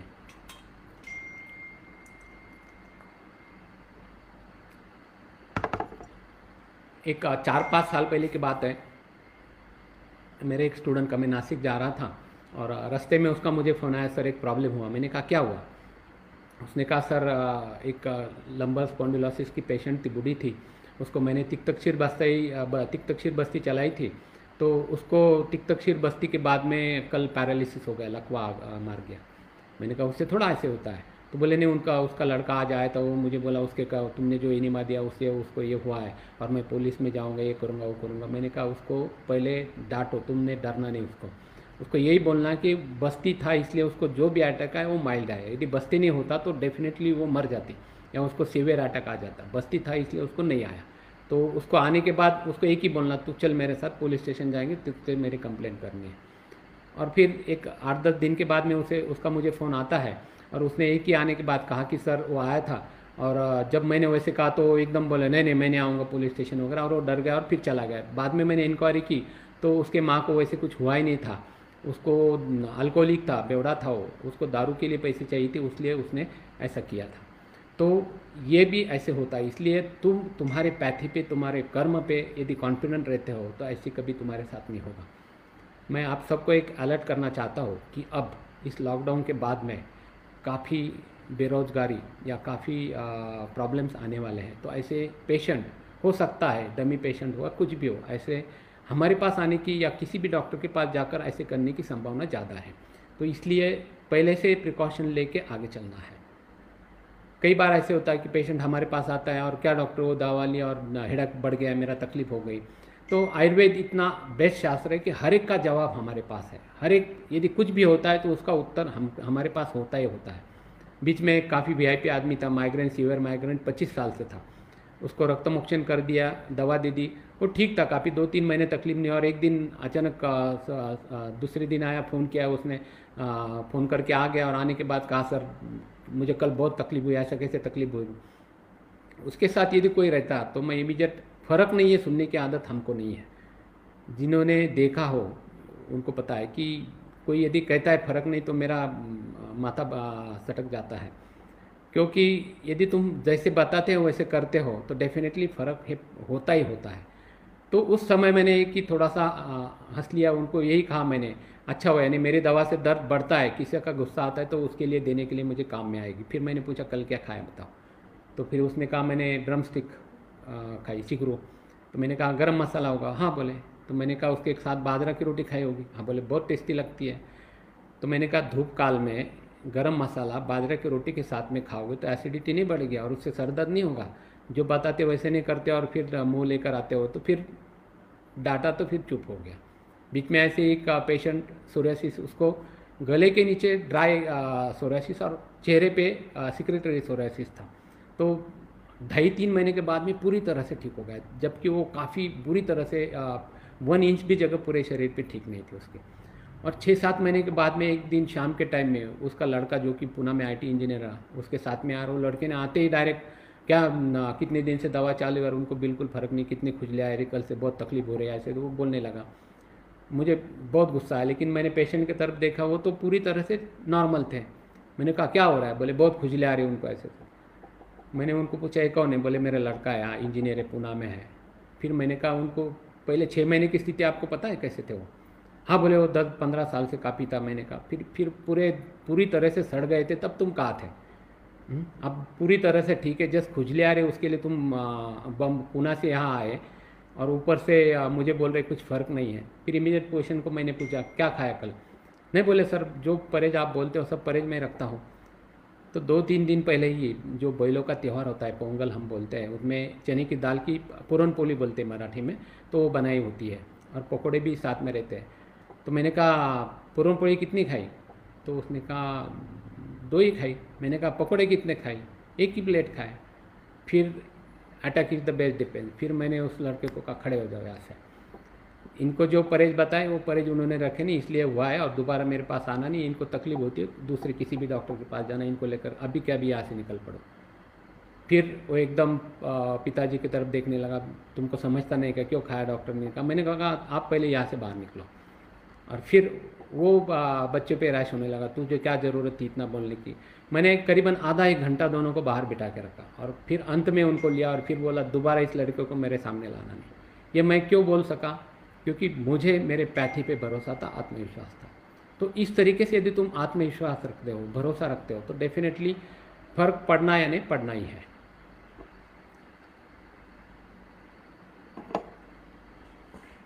फिर अगला पॉइंट आता है रिजल्ट ओरिएंटेड प्रैक्टिस चाहिए।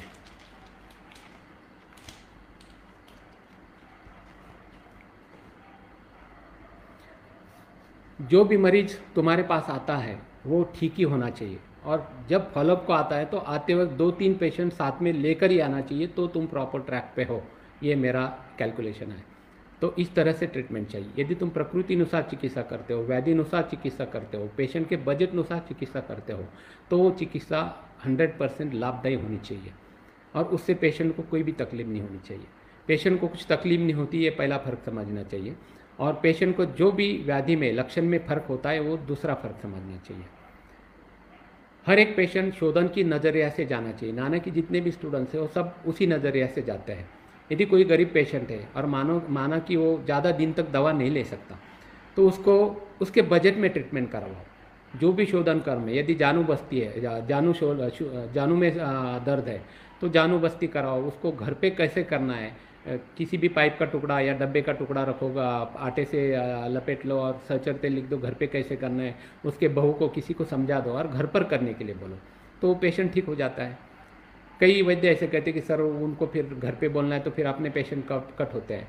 तो एक हमेशा ध्यान में रखो, जो भी पेशेंट आएगा वो तुम यदि कटी बस्ती करना है, उसको बोलते हैं कटी बस्ती करना है, वो 2 दिन आएगा, 4 दिन आएगा, 5 दिन आएगा, आने के बाद आने जाने में तकलीफ होती है, और छठे 7वें दिन पूछते तो थोड़ा फर्क है बोलेगा, और बाद में उसे भी कंटाल आ जाएगा, छोड़ देगा। उसके बजाय मेरा तरीका ये होता है कि सब पेशेंट बाहर के रहते हैं, दूर दूर के रहते हैं, जो भी साथ में है उसको कटी बस्ती कैसे करना है समझा देते, साहित्य दे देते, घर पे करना है। सिंसियरली 1 महीना करते, पैसे भी लगते नहीं उसको, और आने के बाद वो 100% 80-90% ठीक हो जाता है। तो इस प्रकार से उनको ट्रीटमेंट करवाओ। यदि कोई गरीब लेडी आती है और उसको एसिडिटी है तो उसको सादा कामदुदा दे दो। अच्छी लेडी है, बड़े घर की है, कामदुदा मौतिक युक्त दे दो, और बड़े घर की है तो फिर डायरेक्ट मौतिक भस्म दे दो। तो पेशेंट के हिसाब से उसको ट्रीटमेंट क्या देनी है वो देखो, लेकिन हर एक को शोधन करो, कुछ भी करो, पेशेंट को फ़र्क होना चाहिए। और फीस स्ट्रक्चर का भी एक काफ़ी बड़ा रहस्य होता है। काफ़ी लोग बोलते हैं सर कितनी फ़ीस रखनी चाहिए। मेरी आज भी पेशेंट कोई पूछता है तुम्हारी फ़ीस कितनी है, तो मैं कहता हूँ मैं फ़ीस नहीं लेता, मेरी जो भी है दवा की फ़ीस होती है। कई वैद्य 100 रुपये या 200 रुपये कंसल्टिंग रखते हैं, और पर डे के चार्जेस 20, 30, 50 तक कोई रखते हैं कि पर डे 50 रुपीज़। यदि महीने की दवा देते हो तो ज़्यादा से ज़्यादा 1,500 रुपये तुम उनसे ले सकते हो, लेकिन फिर उससे एक बाइंडिंग रहता है, उसके लिमिट से आगे तुम नहीं ले सकते उनसे। यदि कोई बड़े घर का है और उसकी बड़ी बीमारी जो कि कारपोरेट हॉस्पिटल में ठीक होने के लिए उसको 2-3 लाख खर्चा आने वाला था, ऐसे यदि आयुर्वेद से महीने 1.5 महीने में ठीक होता है तो हंसी खुशी उसके जेब से 10-20 हज़ार रुपये निकालने में कोई दिक्कत नहीं या कोई बुराई नहीं है। तो इसलिए हमारी जो होती है फीस, दवा की फीस, ये इस टाइप से रहता है। फिर 15 दिन की दवा, महीने की दवा जो है उसके हिसाब से चार्जेस लेने हैं। ठीक हुआ है, काफ़ी ठीक हुआ है तो चार्जेस, फिर ये भस्म मिलाया, वो मिलाया, स्वर्ण भस्म, मोती भस्म डाल दिया, उसकी फीस इतनी है। काफ़ी बार ऐसे होता है, बीच में एक गरीब लेडी थी, काफ़ी गरीब थी, तो स्वेदन के हम बाकी के पेशेंट के 250-300 लेते, उसके हमने 50 रुपीज़ लिए, और दवा भी चार्जेस कम लिए। तो वो गया, और आधे घंटे के बाद दूसरी लेडीज आए, वो बोले सर मेरी फ़ीस क्यों ज़्यादा ली। मैंने कहा किसने ली। बोले मेरे साथ जो लेडीज़ आए उनकी सिकाई के 50 रुपये लिया और मेरे तो 200 रुपये लिए। इमीडिएट मुझे क्या हुआ, ये क्लिक हुआ। मैंने इमीडिएट उनको कहा वो गरीब है ना, तो उसको सादा तिल्ली का तेल से मसाज किया, और आपको दवा का एक महंगा तेल आता है उससे मसाज किया। अगली बार आपको भी तिल्ली के तेल से करेंगे तो आपकी भी 50 लेंगे। तो इमीडिएट बोल नहीं सर फिर ठीक है। बीच में हमारे अभी 15 दिन के दवा के चार्जेस अलग, महीने के अलग, 6 दिन के समझो हम 600 लेते हैं, तो 15 दिन की दवा के ज़्यादा से ज़्यादा 1200 या 1300 होने चाहिए। हम 2200-2300 लेते। तो बीच में एक बनिया पेशेंट था, उसने उनको कहा मुझे 15 दिन की दे दो, और जब 2200 मांगे तो वो बोले तुम ज़्यादा ले रहे, 6 दिन के तो 550 होते, फिर 1200-1300 होने चाहिए। तो मैंने वो बात सुनी, मैंने कहा उनको अंदर भेज दो। और जब वो अंदर आया, अंदर आने के बाद मैंने पूछा क्या हुआ, तो उसने कहा सर वो फीस 6 दिन की इतनी होती है और 15 दिन की उन्होंने बहुत पैसे लिए। तो मैंने कहा 6 दिन की दवा में एक भस्म होता है जो कॉस्टली होता है वो नहीं डालते, और 15 दिन की दवा में वो डालते हैं। अगली बार वो नहीं लगा तो आपको वो चाहिए तो वो बना के देंगे, वो दवा रख दो। तो इमीडिएट बोला नहीं फिर ठीक है, उसका फ़ायदा है तो फिर ले लेते हो। यानी इमीडिएट तुमको सेंस प्रेजेंस ऑफ माइंड होना चाहिए कि इमीडिएट क्या करना है, क्या बोलना है वहाँ पे। तो इस प्रकार से करना है। काफ़ी बार एक्यूट फीवर है या हाई ग्रेड फीवर है, डायरिया है, एक्यूट पेन्स है, तो ऐसे पेशेंट को एवरी 2 आवर्स, एवरी 3 आवर्स या दिन में 4-4 बार हम दवा देनी चाहिए। और पेशेंट को कुछ भी होता है तो इमीडिएट फ़ोन करने के बोलना है। आप जिन्होंने मुझे देखा है, मैं हमेशा बोलता हूँ कुछ लगा तो फ़ोन करना। वो इसलिए कि यदि पेशेंट को ज़्यादा तकलीफ होती है और वो दूसरे डॉक्टर के पास जाता है, तुम यदि नहीं अवेलेबल होते और वो दूसरे डॉक्टर के पास यदि जाता है तो डॉक्टर आयुर्वेद पे कमेंट्स करेगा। इसलिए जो भी है तुमको ट्रीट करना है, इसलिए इमरजेंसी के लिए फ़ोन उठाना ज़रूरी होता है, ये उसके लिए बोलना है। और कई बार ऐसे होता है कि पथ्य टूटने के कारण भी होता है, तकलीफ होती है, और फिर डॉक्टर ये दूसरे डॉक्टर के पास जाके पेशेंट ये नहीं बोलता कि मैंने गलती किया, मैंने इतनी दवा ली, ये नहीं बोलता वो कभी। तो वो डॉक्टर के मन में आयुर्वेद के बारे में गलतफहमियाँ तैयार होती है।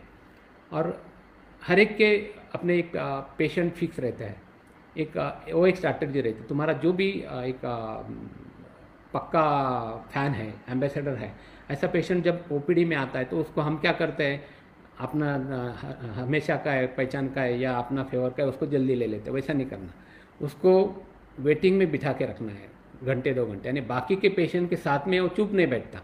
तो तुमको क्या हुआ, तुमको क्या हुआ, मुझे ये हुआ था, मुझे यह फ़ायदा हुआ, तो वो एक इनडायरेक्टली वहाँ पे कैनवासिंग करते रहता है।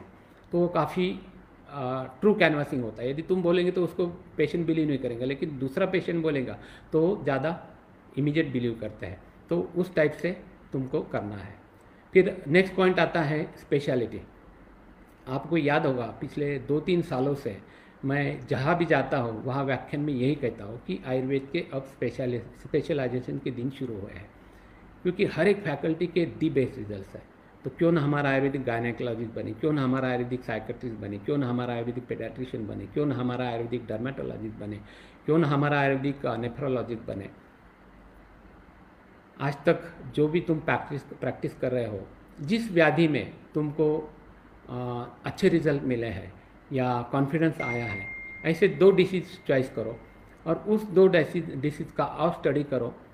कुछ और सीनियर वैद्यों से भी बात करो, हर एक के जितने भी फार्मूले हैं उनको इकट्ठा करो और उस 2 डिसीज का ऐसा एक फार्मूला बनाओ कि जो गन शॉट रिजल्ट देने वाला हो। और फिर एक बार तुम्हारी उस 2 डिसीज की यदि स्पेशलिटी बन जाती है तो फिर तुम आगे चल के दूर दूर से पेशेंट तुम्हारे पास उस डिसीज के लिए आना शुरू हो जाएंगे। मैं 2 डिसीज इसलिए बोला कि यदि एक डिसीज यदि कम होता है तो तुमको डिप्रेशन नहीं आता, दूसरा डिसीज तुम्हारे लिए चालू रहता है, क्योंकि मेरे साथ ये हुआ है।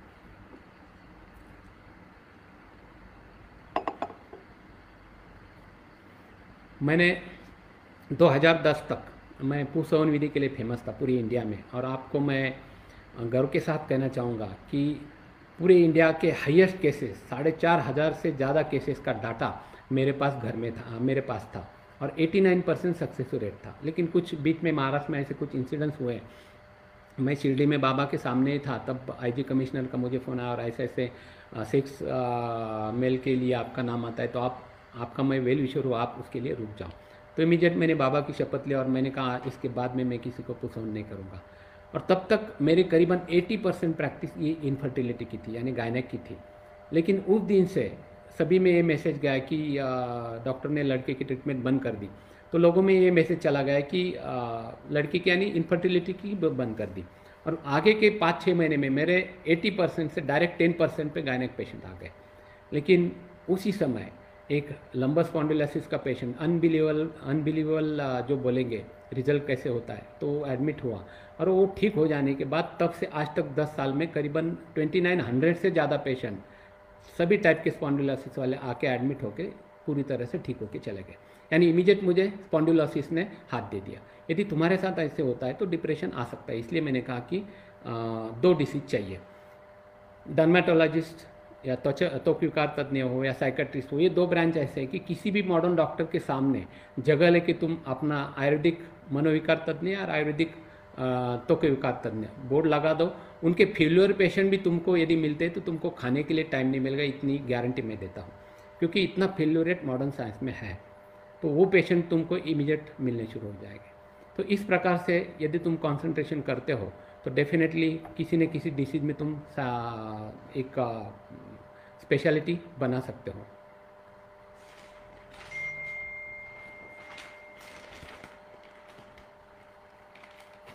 आजकल काफ़ी डिसीज ऐसे है, सेरेब्रल पाल्सी है, डिलेड माइलस्टोन है, डीएमडी जिसे मस्कुलर डिस्ट्रॉफी बोलते हैं, सीकेडी किडनी फेलियर है, डायबिटीज है, हाइपरटेंशन है, या स्किन डिसीज है, साइकेट्रिस्ट में सिजोफ्रेनिया है। तो इस टाइप के पेशेंट एक एक डिसीज यदि तुम लेते तो उसके भी तुम तज्ञ बन सकते हो, और आगे चल के रेफरल प्रैक्टिस भी हमारे इसमें शुरू हो जाएगी, तो तुम्हारे पास ऐसे पेशेंट आने शुरू हो जाएंगे।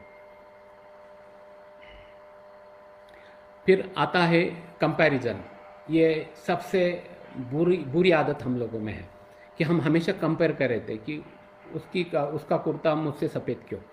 तो ये भाव पहले बंद कर दो। तो कंपैरिजन किसी से नहीं करनी। कंपैरिजन करनी है तो अच्छे गुणों की दूसरों से कंपेयर करो, या खुद से कंपेयर करो। मेरा पिछला रिकॉर्ड ये था, अब मैं इस साल ये रिकॉर्ड ब्रेक करूँगा, इसको आगे बढ़ाऊँगा। तो कंपेयर इस टाइप से करो। यदि 2 अच्छे फ्रेंड्स एक ही टाइम में दवाखाना शुरू करते हैं तो एक के पास पेशेंट शुरू होते हैं, दूसरे की तरफ नहीं होते, तो उसने उस समय डिप्रेस होके बैठना नहीं। मेरे पास पेशेंट क्यों कम आ रहे हैं इसके बारे में सोच के उसने कोशिश करनी चाहिए। नो डाउट इसमें लक फैक्टर काफ़ी होता है।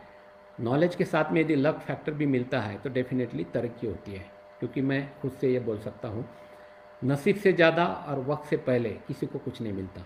यदि मेरे नसीब में है तो जल्दी मिलने के लिए यदि मैं अलग कोशिश करूँगा तो वो भी नाकाम होती हुई दिखाई देते हैं। और किसी में यदि राजयोग लिखा है तो वो राजा बनने वाला है, इसलिए सोता रहे या नींद लेता रहे तो अपने आप वो राजा नहीं बनेगा। इसलिए उसको कोशिश करनी पड़ेगी, तब वो राजा बन सकता है। इसलिए कंपैरिजन कभी भी नहीं करनी। फिर नेक्स्ट पॉइंट आता है, अनसक्सेस को डरना नहीं है, अपयश को डरना नहीं है।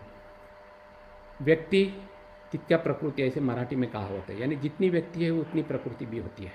तो मेरे पास समझो एक संधिवात का पेशेंट आ गया, वो ठीक हो गया, और उसी प्रकृति वाले का दूसरे संधिवात वाले पेशेंट का भी संधिवात इमीडिएट ठीक हो जाएगा, ऐसे कभी नहीं हो सकता है।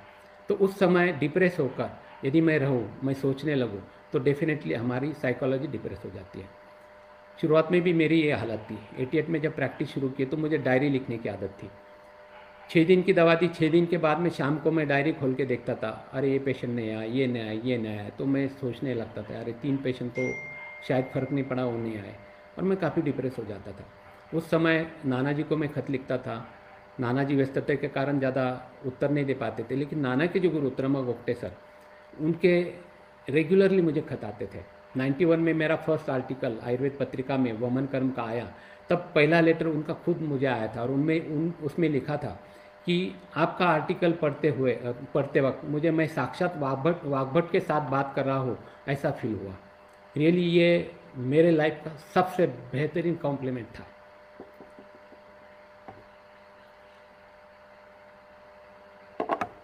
तो उनको ही कुछ लिखता था तो इमीडिएट उनका रिप्लाई मुझे आता था। पुणे के एक दंत वैद्य थे, माघ शेंडे सर, उनका एक कोपरगांव में दंत निराकरण का शिविर लगा था। तो एक वैद्य यदि अपने गांव में आता है तो मैं उनको रिसीव करने गया। उनको शाम को मैंने मेरे यहाँ खाने के लिए दावत दिया, और खाने के बाद हम बात कर रहे थे तो मैंने उनको पूछा, सर कुछ सक्सेस नहीं मिलता, रिजल्ट नहीं मिलता कई पेशेंट में। तो उन्होंने मुझे पूछा कितने पेशेंट में रिजल्ट मिलता है। तो मैंने कहा सर 60-70% में तो किसी भी डिसीज़ में रिजल्ट मिलते हैं। तो इमीडिएट उन्होंने मेरे पाँव छूने की कोशिश की। मैंने कहा सर ये क्या कर रहे हो? बोले अरे तू तो भगवान है, क्योंकि मेरे पास 30% सिर्फ रिजल्ट मिलते हैं, फिर भी मैं हैप्पी हुआ और मेरे सब ठीक ठाक चल रहा है। यदि 70% तेरे पास रिजल्ट मिलता है तो तू भगवान बन गया। अरे सभी किसी भी पेशेंट का नसीब जो होता है वो चेंज करने वाला तू कौन होता है?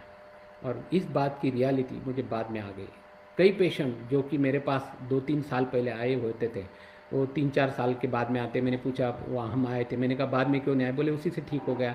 कई कहते, किसी ने कहा उससे काफ़ी अच्छा लगा, किसी ने कहा थोड़ा ठीक लगा, फिर हम एलोपैथी के पास गए, लेकिन 1-2 साल लिए कुछ फ़ायदा नहीं हुआ, फिर से आपके पास आ गए। तो फिर मैंने ये कंक्लूजन निकाला कि जो भी पेशेंट जाएगा वो ठीक ही होगा, और जो भी दोबारा नहीं आता है तो उसके नसीब में घूमना लिखा होता है। और हमेशा एक ध्यान में रखो कि पृथ्वी गोल है, तो घूम फिर के वो फिर से तुम्हारे पास ही आने वाला है, क्योंकि तुम्हारे नसीब में उसको ठीक होना लिखा होता है। ये उसके कर्म थे कि उसको वो घूमना पड़ा। और कई बार ऐसे डिसीज, अभी संधिवात है या अस्थमा है या स्किन डिसीज़ है, इनमें रिकरेंसी होती है।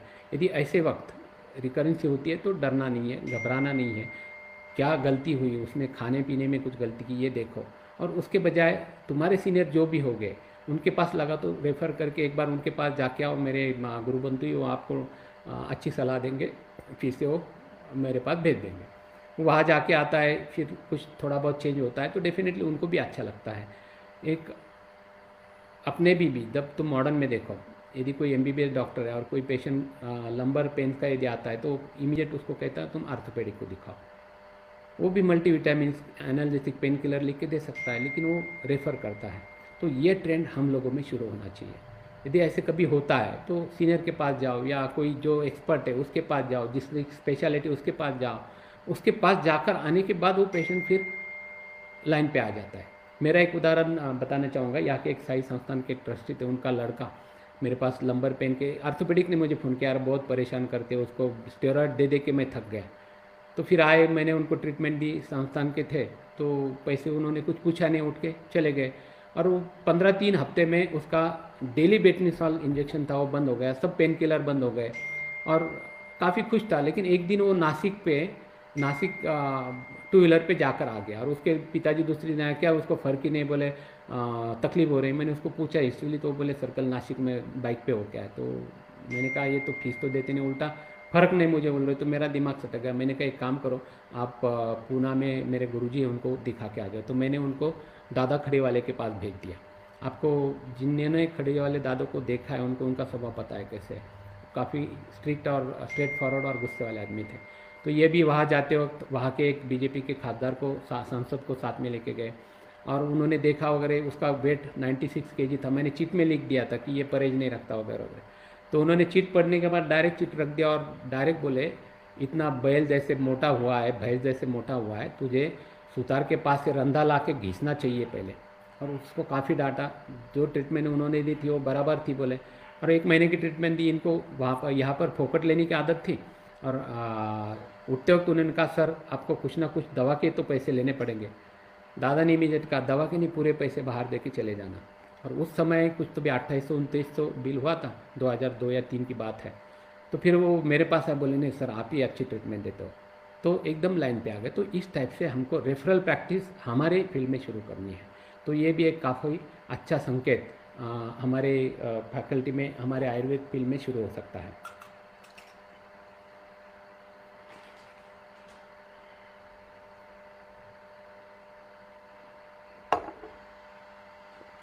अगला एक पॉइंट है 3P के बारे में बोलूँगा। 3P, P for parrot. तो पहला P है पैसा यानी फीस। आजकल बहुत से वैद्य आयुर्वेद में पैसा मिलता है इसलिए आयुर्वेद के पास आ रहे हैं, क्योंकि बहती गंगा में हाथ धोने के लिए सब तैयार है। तो फीस पेशेंट के हिसाब से और तुम्हारे रिजल्ट के हिसाब से लेना है। कोई ज़्यादा फीस पेशेंट से नहीं लेना है। आयुर्वेद लोगों में ये ट्रेंड गया है कि आयुर्वेद बहुत महंगा है। नाना जी ने आयुर्वेद जैसी सिखाया उस तरीके से जाओ, सक्सेस हो जाओ, बैठे जाने के बाद में जो कमाना है कमाओ।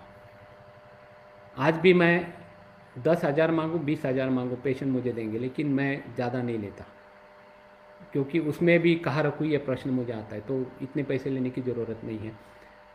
एक 2010 की बात है, मैं पूना में 3 इडियट पिक्चर था। तो हम पिक्चर देखने चले गए और पिक्चर को टाइम था तो कॉरिडोर में हम खड़े थे। सामने भीड़ में एक आदमी मेरे तरफ देख के स्माइल दिया, मैंने भी स्माइल दिया। मुझे लगा होगा कोई। वो मेरे पास आ गया, आके उसने मुझे पूछा आप का नाम कहीं को भी देखा है? मैंने कहा मैं डॉक्टर अवार्ड, मेरा आयुर्वेद पंचकर्म हॉस्पिटल कोपरगांव में। जैसे उसने पंचकर्म शब्द सुना वो इमीडिएट इरिटेट हो गया और कहा कि फालतू ये पंचकर्म, कुछ नहीं होता पंचकर्म से, खाली पीले लूटते हैं तुम लोग ऐसे वैसे। और जोर जोर से बोलने लगा। सब लोग देखने लगे। इमीडिएट मैंने पूछा 1 मिनट, कूल डाउन, क्या प्रॉब्लम है तुम्हारे, ये बोलो। बोले मुझे आर्थराइटिस है। मैंने वो तुम्हारे क्या बस्ती की फिस्ती क्या आता है, मैंने वो बस्ती की है, 5-6 दिन के बस्ती किए, मुझे 1% भी फर्क नहीं हुआ। और पैसे कुछ कितने पैसे लिए ऐसे वैसे। मैंने कहा कितने पैसे लिए? तो बोले 6 दिन के उसने 24,500 रुपये मुझसे लिए। वो सुनते ही मैं इमीडिएट मैंने उनको कहा कि वो तो पागल है वैद्य, लेकिन आप महापागल है। उसको पूछना चाहिए ना, तूने जो बस्ती दी है वो सोने के पानी के दिए या चांदी के पानी के दिए? और तू एक काम कर, मैंने काट दिया, कोपरगांव आ जा, एक बस्ती तुझे देता हूँ, और फर्क नहीं पड़ा ना तो उससे दुगना पैसे मैं तुझे कोपरगांव दूंगा, चल कोपरगांव। तो फिर और इमीडिएट मैंने पुणे में डॉक्टर अविनाश देवरे जो अपना विद्यार्थी मित्र है उसको मैंने फ़ोन करके उसका नाम लेके पूछा कौन वैद्य है। तो इमीडिएट उसने पूछा सर क्या हुआ? मैंने कहा क्या कौन है? बोले सर वो विचित्र वैद्य। बोले उसका टारगेट रहता है आज सुबह निकलते वक्त, आज मुझे 10,000 कमाने हैं, और समझो शाम 8 बजे तक एक भी पेशेंट नहीं आएगा, और 8 बजे जो आएगा उससे वो 10,000 रुपये निकालता है। तो मैंने कहा एकदम बुरी बेकार पद्धति, ऐसा नहीं होना चाहिए। तो ऐसे अपने शास्त्र में, अपने पैथी में ऐसा होना शुरू हुआ। इसलिए ऐसा यदि कोई करता है तो उसको जाके समझाओ कि ये नहीं करना है। ठीक ठीक पैसे लेगा तो आयुर्वेद और आगे जाएगा। दूसरा पी है फ़ोन यानी अपना मोबाइल फ़ोन। काफ़ी बार मैं किसी को फ़ोन करता हूँ तो फ़ोन उठाया नहीं जाता, या दूसरे दिन फ़ोन आता है, या फ़ोन लगता नहीं, दूसरे दिन फ़ोन आता है सर वो साइलेंट मोड पे था। आज का ही उदाहरण बताता हूँ मैं। कल गौरव को मैंने रात को 7:30-8 बजे 2-3 बार फुल रिंग होने दिए, 2 अलग अलग नंबर पे फ़ोन किए, लेकिन फ़ोन नहीं उठाया।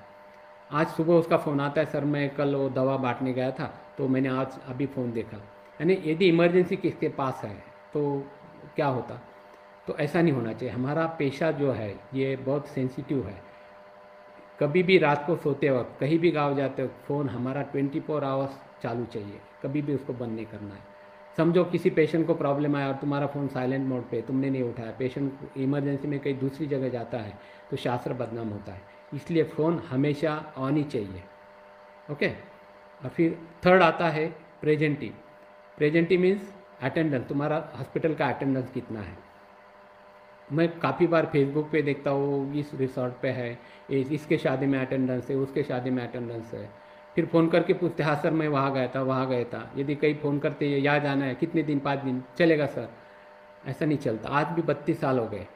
या हमारे जितने भी ग्रुप में, डॉक्टर बट्टर से पूछो, डॉक्टर प्रवीण से पूछो, उनको बोलो तो कल बाहर गाँव जाना है, वो क्या बोलते हैं सुनो, इमीडिएट बोलेंगे कि सर कल तो पेशेंट के अपॉइंटमेंट दिए, नहीं आ सकते। और बच्चों को भी मैं हमेशा कहता हूँ कि कहीं आना है, किस फंक्शन में आना है, 1 महीना पहले प्रायर बोलना है, इन्फॉर्मेशन देना है। यानी आज भी हम कभी भी दवाखाना छोड़ के नहीं आते। तो उस चेयर का सम्मान रखना जरूरी होता है। उस चेयर पे तुम यदि बैठे रहे तो पेशेंट आते रहते हैं, नहीं तो पेशेंट नहीं है, स्टाफ को बोलना है पेशेंट आने के बाद मुझे फ़ोन करो, मैं आ जाऊँगा। पेशेंट भी आता है, डॉक्टर ने, मैं भी फिर से आ जाता हूँ, निकल जाता है, दूसरे कहीं चला जाता है। तो उस चेयर पे यदि तुम बैठते हो तो डेफिनेटली प्रैक्टिस बढ़ती है। इसलिए उस चेयर का सम्मान करो, वहाँ पे रेगुलर अटेंड करो। महीने में कहीं भी जाना है तो पेशेंट की सब आगे की सुविधा लगा के जाओ, नहीं तो आजकल कंपटीशन ज़्यादा है, पेशेंट दूसरी जगह जाएगा। हमने किया ठीक है, पेशेंट नाम के ऊपर आएगा, लेकिन तुम्हारे नाम को अभी वेटे जाना बाकी है, इसलिए प्रेजेंटी मस्ट। फिर पॉइंट आता है इन्वेस्टमेंट। हम काफ़ी मेहनत से पैसे कमाते हैं, आजकल का ये कंपटीशन का युग है, और इसके आगे जो भी बात हो जाएगी वो पैसे पे आएगी। इसलिए हर एक के पास सेविंग में पैसा होना ज़रूरी है। यानी पैसा कमा लिया और इमीडिएट खर्च कर लिया, और यदि मैं किसी को बोलूँगा, वो बोलता सर खर्च नहीं, एंजॉय नहीं करना तो क्या करना। अरे एंजॉय करो। 10,000 कमाते हो, 2,000 रुपये कंपलसरी सेविंग में जाने चाहिए, बाकी के खर्चा जाके जो एंजॉय करना है करो। वैसे भी मोदी जी ने मीटिंगमध्ये नंतर फोन करा। वैसे भी मोदी जी ने नोटबंदी के बाद में पैसे इकट्ठा करने का जो मज़ा होता है वो निकाल लिया है, लेकिन डायरेक्ट पैसा खर्च नहीं करना है। मेरा भी हाथ तुम्हारे जैसे खुला था, इसीलिए मैं जैसे आते गए बांटते गए, करीबन 1 सियार से ज़्यादा बांटे हुए दोबारा कभी नहीं आएंगे। और उसके कारण करोड़पति होने के लिए मुझे 15 साल लगे। हाँ, गरीबों से मैंने कभी ज़्यादा पैसे लिए नहीं, गरीबों को कभी मैंने लूटा नहीं, अनवांटेड कभी पंच कम मैंने किए नहीं, पैकेज सिस्टम वाला पंच कम मैंने किया नहीं तो आजकल 6-6 7-7 शिरोधारा होती है, और 7वें दिन पेशेंट को तुम पूछो कैसे लगता है, वो कहता सर भारी हो गया। वो ये नहीं बोलेगा कि मुझे अच्छा लग रहा है, वो कंप्लेन करेगा। इसलिए 1 और 2 शिरोधारा वीकली चाहिए, ज़्यादा नहीं करना है। उस टाइप से पैसे मैंने कभी कमाए नहीं। गरीब पेशेंट हो, मैंने आज भी दिन में 3-4 पेशेंट तो गरीब रहते मैं फ्री में छोड़ देता हूँ। ऐसे भी गरीब पेशेंट एडमिट रहे कि जिनका बिल 20-25 हज़ार रुपये बिल हुआ है, और बाद में पता चला कि उन्होंने गहने गिरवी रख के वो पैसे लाए, इमीडिएट पैसे दे के वो गहने छुड़वा कर उनको वापस वो दे दिया, और उनको जब पैसे आए तब देना, नहीं तो नहीं दिए तो भी चलेगा। ऐसे करके कई पेशेंट को हमने मुफ्त में घर पे छोड़ा है। तो ये काफ़ी ब्लेसिंग होते हैं, हर एक वैद्य का यही ब्लेसिंग मेन खजीना होता है। और इसी के तौर पे मैं तो यही कहता हूँ कि हम लोग पेशेंट को धीरज दे के पैसे कमाते हैं। हम धीरज दे के